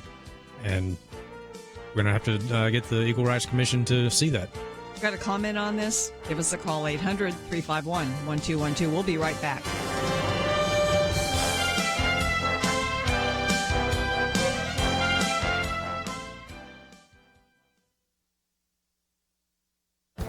This is Viewpoints with Kirby Anderson. Christian young people are not spiritually thriving. That is the conclusion by Stephen Cable in his book, Cultural Captives, The Beliefs and Behavior of American Young Adults. Stephen Cable serves as Senior Vice President of Probe Ministries. His book not only analyzes the survey Probe Ministries did with the Barna Group of emerging adults, but also analyzes all of the other major surveys, the National Study for Youth and Religion, the Baylor Religion Survey, and the General Social Survey. He discovered that even though commentators sometimes cite these surveys to prove that young people are doing better, all the surveys are actually quite consistent. The percentage of people who generally check none of the above for religious preference is increasing. In fact, the percentage of emerging adults who do not claim any affiliation with Christianity rose from 20% in 1990 to over 43% of the population today. Stephen Cable found that only 14% of born-again emerging adults combined a biblical worldview with biblical practices such as reading the Bible or attending church. He also found that less than 2% of born-again emerging adults apply a biblical worldview to life choices. In other words, only this small percentage have biblical beliefs on topics ranging from abortion to sex outside of marriage to science and faith. That is a major reason why Probe Ministries has developed an integrated strategy known as Periscope aimed at reversing these trends. The learning experience involves an entire church congregation over a 7-week period and includes sermons, videos, original music, and additional material for individuals and small groups. Stephen Cable's book is a wake-up call to the church. We need to reverse these ominous trends and do it quickly before the trends become even worse. I'm Kirby Anderson, and that's my point of view. Take Kirby and the Point of View team with you on the go with the Point of View app. Search for Point of View Radio at the Apple or Google Play stores.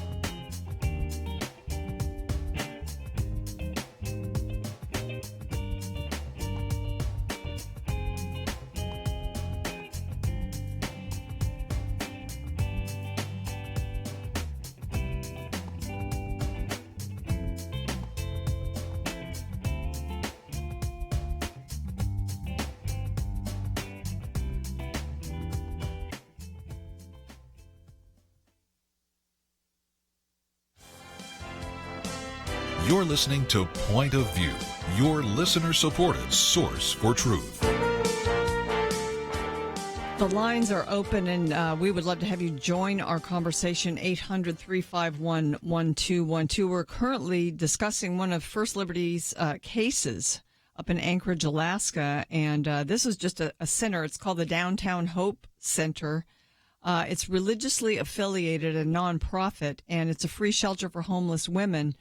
But a man tried to present himself as a woman, and the center said no. The attorney representing the center is now under fire himself, and you've got to now protect him.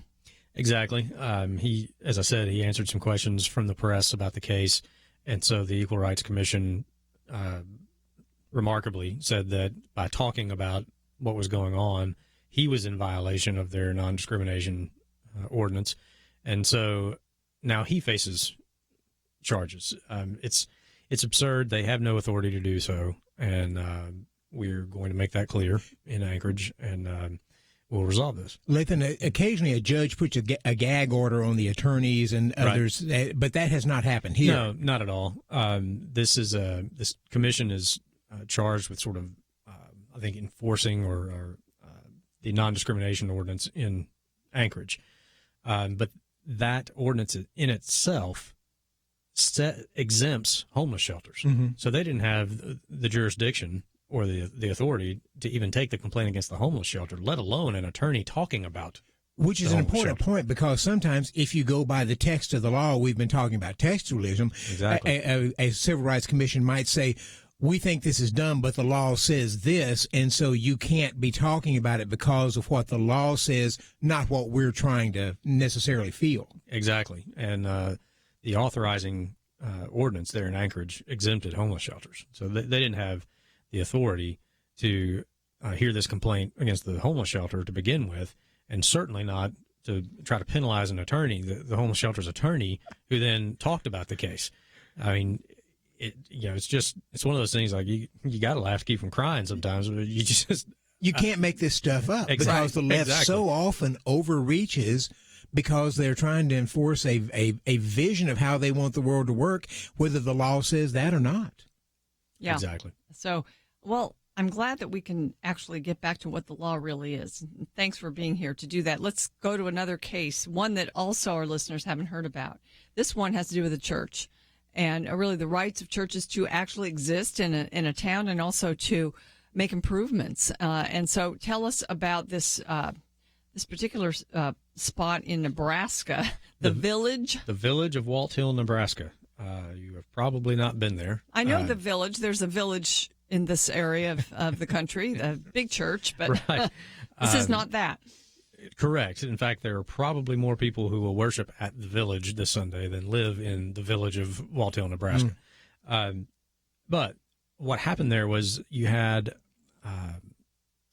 a situation where there's an Indian reservation very near there, and there was a lady there who gave a testimony who said, "There's no one here to minister to my people."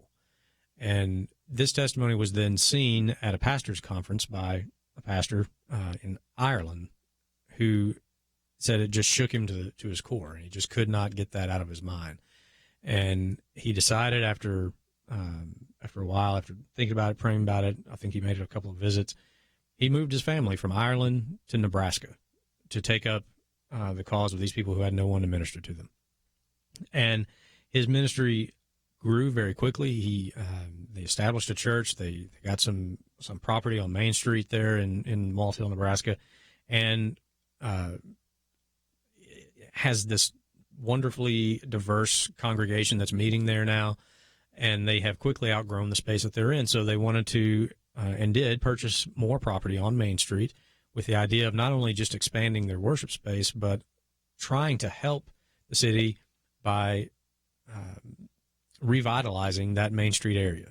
So these buildings that they purchased in order to rehabilitate, they were going to include not just worship space, but I think a cafe, like a Goodwill store, maybe a laundromat. They were trying to help the city. And, I mean, doing what churches, when they do the right thing, I mean, this is what you want churches. This is how you want them to influence your community. Should have been non-controversial. You would think. And originally their building permits were approved, and then they were revoked, really without explanation. And so that's where First Liberty came in. We now represent the pastor and Light of the World Gospel Ministries, and we were working to get this situation resolved with the city to get these permits approved so that they can continue on ministering to this community. And this pastor has said, we've done everything we can to try to cooperate with the government officials. I'm not here to fight with politicians. I want to partner with them. I want to help them. I want it to be engaged in this community and help bring not just a spiritual renewal to the community, but economic as well. And as I said, this is exactly the role that you want faith-based organizations to play in a community. It's just baffling to us that they're getting such resistance. So we're representing them. We will, get to the bottom of what's going on and work out a way for this situation to be resolved. You usually prevail in these matters, don't you? We have a very good track record, and we hope this will be another victory. But a lot of what will happen next sort of depends on the city and the approach that they take in dealing with us and our client. And that goes to where I was going to ask, roughly how many cases do y'all have swirling around the place? Because you oftentimes are working through attorneys who are on the ground so you can handle more cases. So how many do you normally have in the load there? Oh, it varies. And it kind of, I don't want to say it's seasonal, but you can almost predict different times of the year we're going to get certain kinds of cases sometimes. So like when we come around to, so we're in July now, but a couple months ago was graduation season.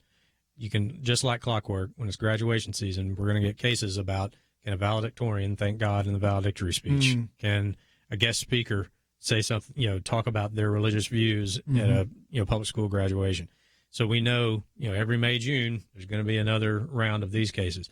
We get closer to Christmas, guaranteed there will be cases about nativity scene somewhere, or can you put Christmas decorations up in your public school classroom? What can you put? What can you not?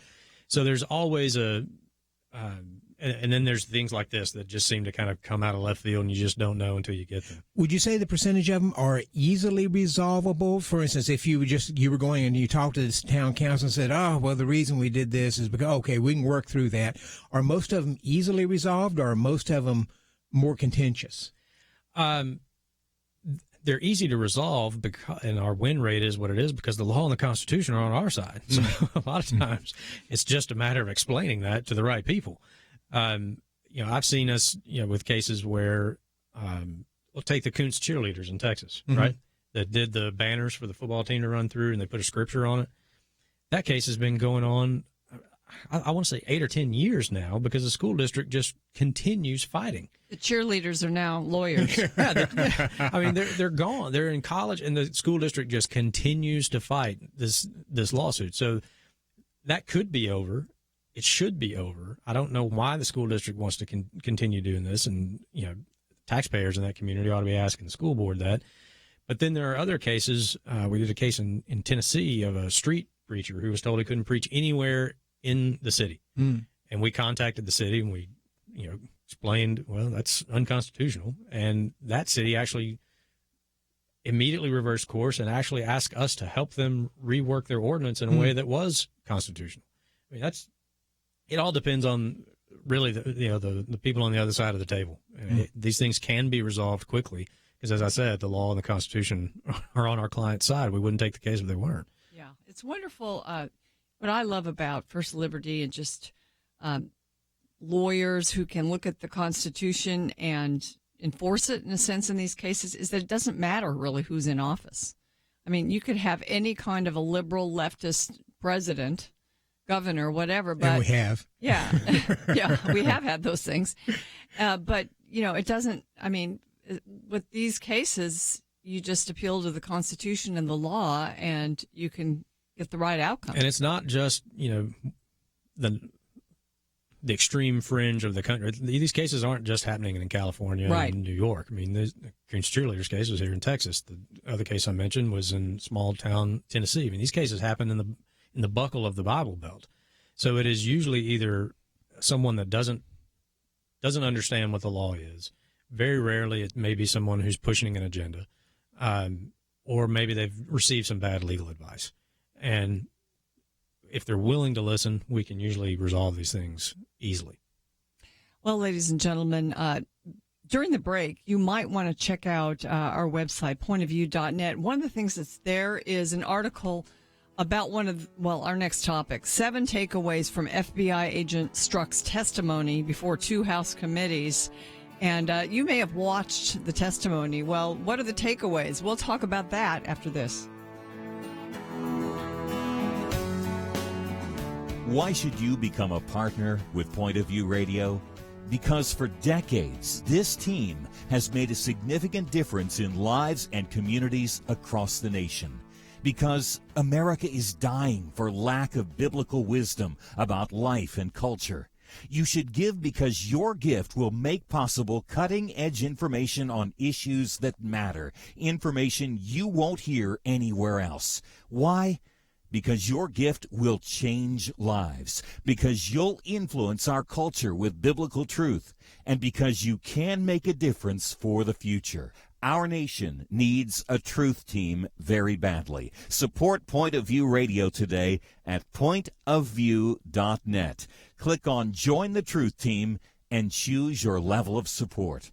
Pointofview.net or call 800-347-5151, 800-347-5151, or mail that first donation to Point of View, Box 30, Dallas, Texas 75221, Box 30, Dallas 75221.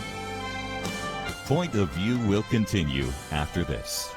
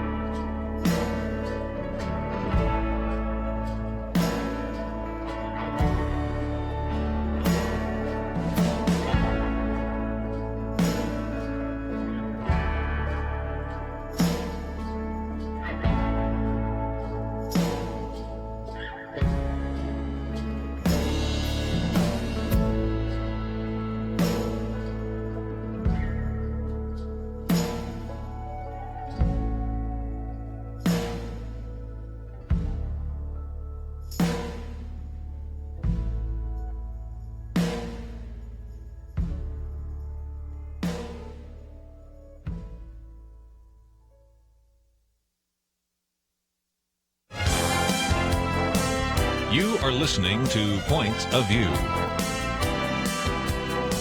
The opinions expressed on Point of View do not necessarily reflect the views of the management or staff of this station. And now, here again, is Penna Dexter. And Lathan Watts and Dr. Merrill Matthews. And this is your Friday weekend edition of Point of View. I did want to point to a piece we put up from the Daily Signal, which is the publication that the Heritage Foundation puts out every day. And it's 7 takeaways from FBI agent Strzok's testimony before 2 House committees. And, of course, what's been interesting about him, he's a high official in the FBI, and he was involved in not only the investigation into Hillary Clinton's emails, but also into the investigation of Russian interference in the 2016 election. And it was revealed months ago that he had just multiple text messages with another FBI employee, Lisa Page, who turned out he was having an extramarital affair with. And some of these were so revealing with regard to really the desire that Trump would not be elected. And so the House has wanted to investigate this. And finally, he's appeared before the House. Lisa Page was also called, didn't appear. And it was a lot of people wanted to watch this because it's been in the news. And so, his bias, I mean, I don't know if you all watched it or just read about it. Mostly I just read about it and watched a few I watched clips. part of it. You did? Yeah, I think it went on like 10 hours or something. So I didn't watch the whole thing, but I certainly watched part of it. Yeah, so what did you feel about, he was a little smirky, I thought. Oh, I use that exact term. He seemed to have kind of a smirk on his face. And I don't know how else to describe it, but he seemed somewhat condescending, like I'm the victim here and I'm the person who is being challenged by you people. And he said several times, I was there, I believe he said 26 years. I've always acted professionally. And he goes on with this. So he came across very assertive and very strong. I don't think the Republicans did that good a job of trying to get at some of the things they were trying to get. They did get some answers in a few cases, but Trey Gowdy just did an excellent job, I think, from his questioning. Jim Jordan tried to do some as well, and there was some back and forth there. But Democrats were there to stonewall this whole thing. I mean, they started out hooting and hollering about this whole process, and they didn't want to do this and so forth. It was something of a zoo at times. Well, and you mentioned that he sort of portrayed himself as a victim of this, and one of the Democrats on the committee actually said he deserved a Purple Heart for what was happening to him. Exactly right. Now, poor guy. If you ever met someone who earned a Purple Heart, and I have, that offended me to the core. You don't get a Purple Heart for sitting and answering questions for 10 hours. You get a Purple Heart because you took a bullet for this country. You were wounded for this country. You literally bled for this country. And that statement, I mean, there were a lot of sort of outrageous statements made in that committee hearing, and some of it I think just was political theater for the sake of political theater. But that one stood out to me. I was just, Republican or Democrat, I don't care who said it. I mean, you really need a reality check if you think this is what constitutes sacrifice for this country. And what's bizarre here is the only reason he is there is because they found the emails expressing strong bias, where he went through and then said, I don't have a bias, I'm professional, that my personal opinions don't affect my decisions as an FBI agent. I don't think that's really right. They keep trying to make the point that people have personal opinions, and they do. When I used to teach philosophy, people would say, well, you can't be completely objective on something. And I'd say that's probably correct, but you can be sufficiently objective to be able to put forth both sides in a reasonable way that the other side would say, yeah, I agree with that. I just think the bias was just evident there.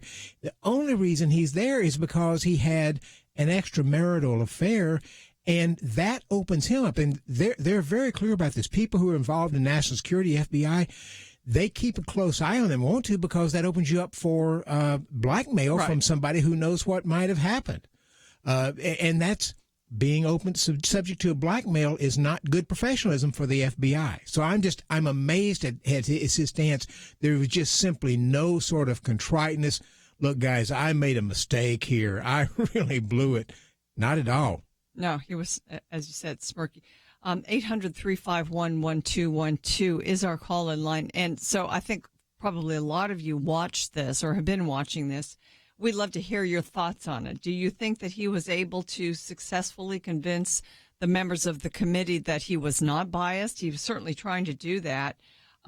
Trey Gowdy, as you said, did a great job. And he said that definition of bias that Strzok had was very narrow. And he said, this is what Strzok said. Not once in my 26 years of defending my nation did my personal opinions impact any personal action I took. That was not believable. No, it wasn't. And just think, if you were an attorney and you were defending a client and you overheard, or it got back to you that somebody had overheard the judge in the case, just using all kinds of derogatory comments about your client, you would be fully within your rights to challenge that judge's impartiality, even if the judge says, "Oh, I can be impartial, even though I made all these really derogatory comments about your client."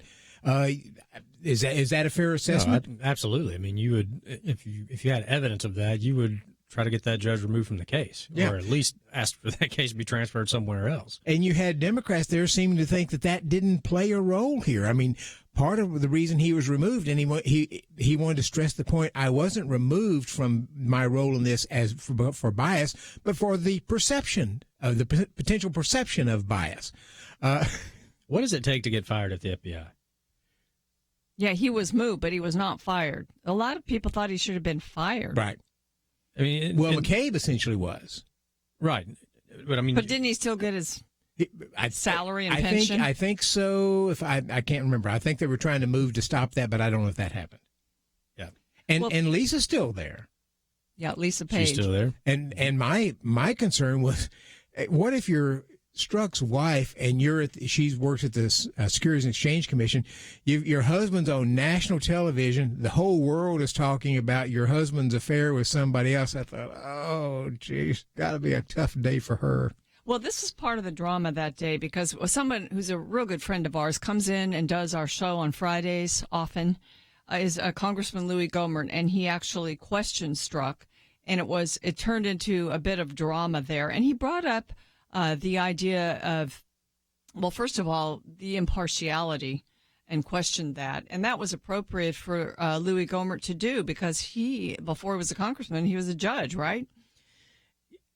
Correct, he was. And I think the question that the congressman asked that sort of sent the room into a tizzy, I think that may have been sort of his old judicial temperament coming through. If you're sitting as a judge in your courtroom and there's a plaintiff, defendant, whoever, sitting there taking the attitude that Mr. Strzok was and smirking at you, you would see a judge thunder from the bench at a witness. And I think that may be what happened there with Congressman Gohmert, former Judge Gohmert. And I think one of the things he was trying to get across is something that Ross Perot, there's a name from the past, one time said, which was, I don't want to have anybody on my staff who is cheating on their spouse, because if you'll lie to your wife, you'll darn sure lie to me. Now, that may be strong, but you sort of understand where Louis was trying to go with that. Yeah, because you're here under oath, and you're supposed to be telling us the truth, but you're under oath to your wife as well, and you broke that oath. Well, that brought a reaction from it did indeed. Everyone. It makes you wonder what's going on in Washington, D.C. with all of these marriages. Well, and like Dr. Matthews is saying, I think another reason that he put so fine a point on it was the witness, FBI agent, Mr. Strzok, however you say his name, Smirk is how he's probably going to be referred to after this. He claimed to be offended that anyone would question his integrity. And yet he's been cheating on his wife. You surrendered that claim when you cheated on your wife. And fortunately, Trey came back and said, I don't I don't care about defending you is how is a paraphrasing of how he said it. Yeah. It was closer to a quote of Rhett Butler. Yes. From Gone with the Wind. 800-351-1212. And we've got one more segment of Point of View left, and it's really your final opportunity to comment on this if you want to. Strzok also said, I never prejudged anything, not in this case. And, what was the goal of this? Was the goal to prevent Donald Trump from being elected? Mm-hmm. Was the goal to set him up for perhaps being impeached later? All of this was on the table. And, you kind of wonder, was this, in a sense, a successful thing that happened to get rid of this Russian investigation once and for all, which is something that needs to be done. We'll be right back.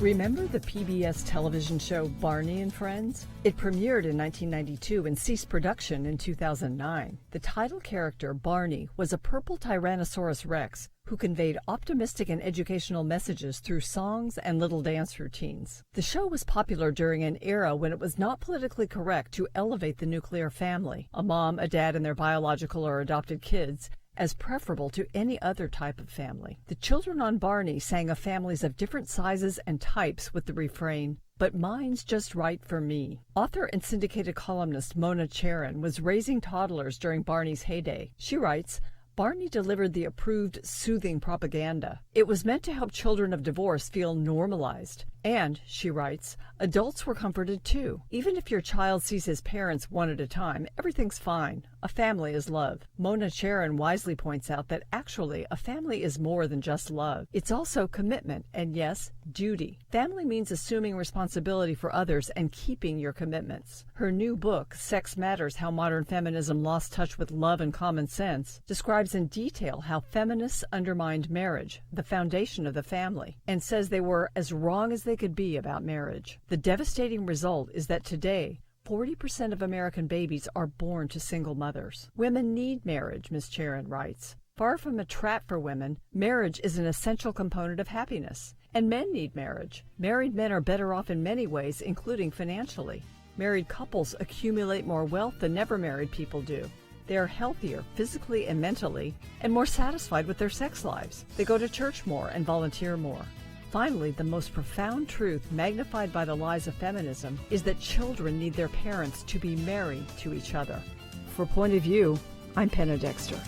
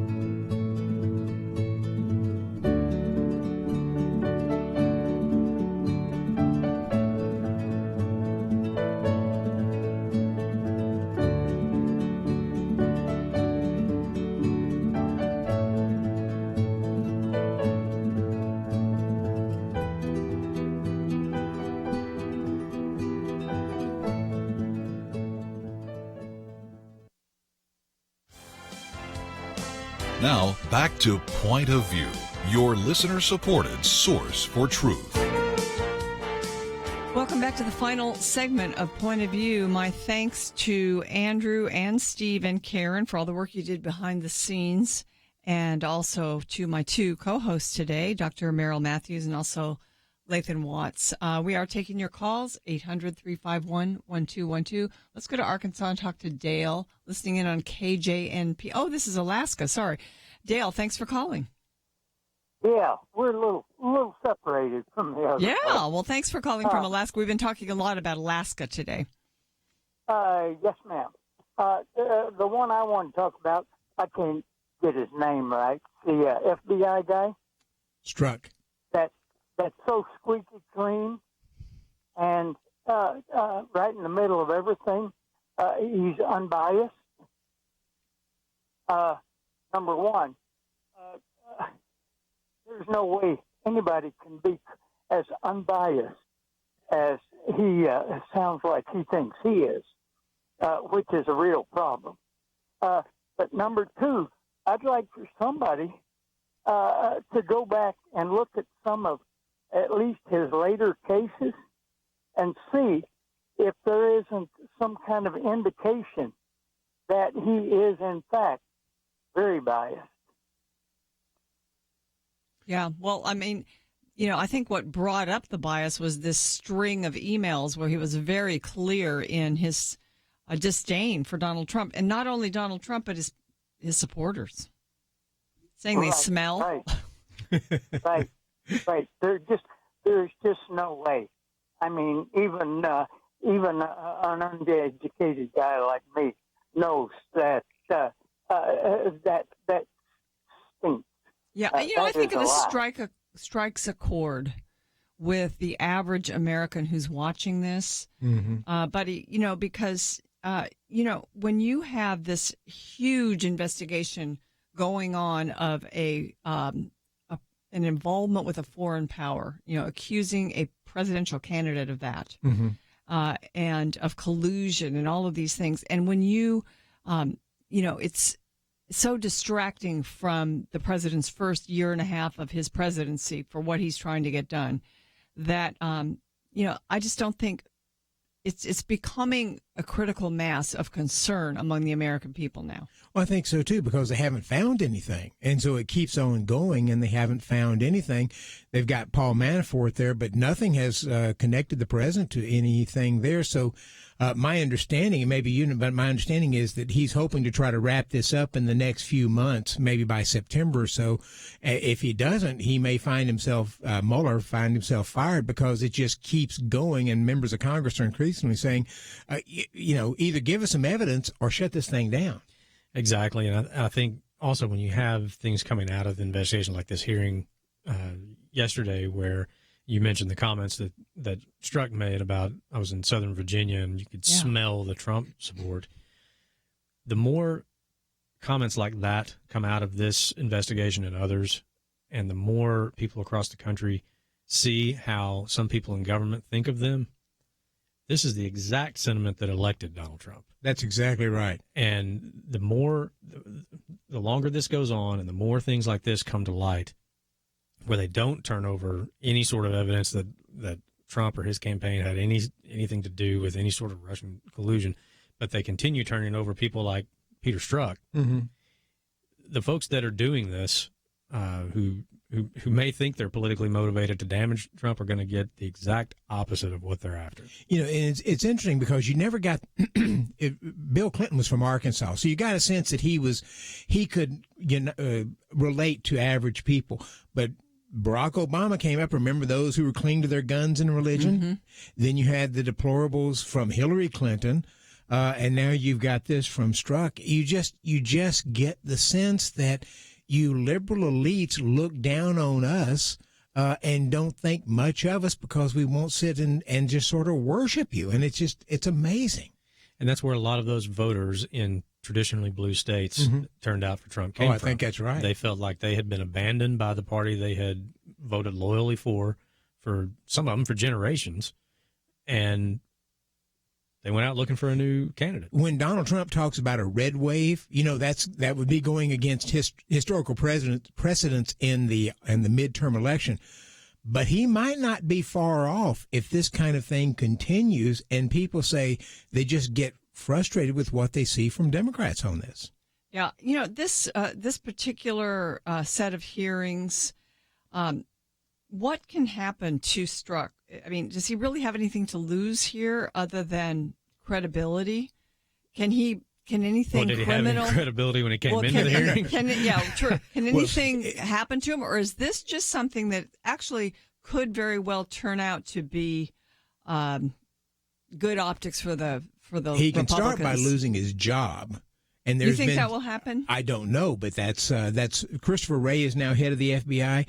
Why he hasn't been fired is something of a mystery to me, because clearly if you're making those kinds of statements, you have undermined the credibility of the FBI. This is all about whether or not the FBI is credible anymore. And you have people stepping up saying, oh, no, this is a great institution.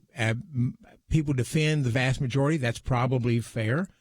But my goodness, this is all has really raised the credibility of the FBI. I think seems to me to be a firing offense. Right. And I think the one thing that may contribute to the fact that he hasn't been fired so far is that the investigation is still ongoing. Mm-hmm. I think if this investigation wraps up and Christopher Wray or whoever at the FBI doesn't want to be seen as firing the people who were part of this investigation of the Trump administration and not give the idea that we're just getting rid of the people that were investigating, the boss.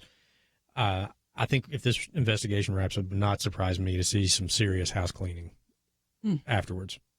Well, Bob Goodlatte, who's a congressman from Virginia, and he was the one that brought up the smell comment. He said, envision how you would feel if you found out that the chief agent investigating you as a member of Congress was making these comments. I won't say the first one, but Trump is a disaster. Just went to a Southern Virginia Walmart. I could smell the Trump support, or we'll stop it. What does stop mean? He tried to dance around that one. But by saying the American people, not them. Yeah. We, the American people, like he was identifying with all the American people. But Bob Goodlatte, I think the bottom line, his statement, I think we can end with, is Mr. Strzok and others inside the FBI and Justice Department turned our system of justice on its head, and that's why we are here and why it matters. It is important that the reputation of the FBI be restored. Otherwise, the FBI won't be effective. And so I think that's, it's good that you finally had this appearance by Strzok, and you may have one also by his paramour, Lisa Page. Right. And there needs to be consequences for this type of action. Yes. And they need to be seen by the American people, whether it's at the very least you're no longer employed by the FBI. But there have been too many hearings like this where somebody is hauled into Congress, verbally beaten up for a day, and that's all we ever hear. Yeah. And I think the American people are probably fed up of seeing this happen. And I think they look at it like Goodlatte was talking to his other members saying, put yourself in Trump's shoes. Basically, if this was your name being tossed around like this by the guy who's investigating, I think the people at home that watch this think, if I did that, I would be in jail if I did this. Right. And I saw a tweet yesterday saying, with Peter Strzok's picture, saying this is the definition of the swamp. We need to drain that swamp. We do. Well, ladies and gentlemen, on that note, draining the swamp, I think, would be the order of the day. Also, ending the Russian collusion investigation. But, ladies and gentlemen, thanks for listening today. Kirby's been gone a while, but he will be back in studio next week, so you won't want to miss it. I hope and pray that you all have a wonderful weekend. God bless you.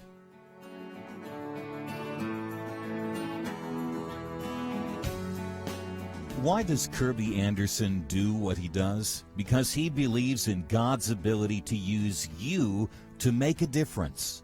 There's a real need for us to articulate a responsible biblical perspective and to give people an understanding of what is happening in the world, and in addition to educating them, to then empower them to go out and make a difference for Christ. Together we can push back the growing darkness. It's not going to be easy.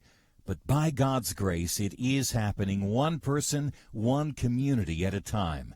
Join us in this mission. Become a monthly partner. $1 a day, $30 a month will make a huge difference. Or perhaps you can do $100 a month. We need partners of all sizes. We need you.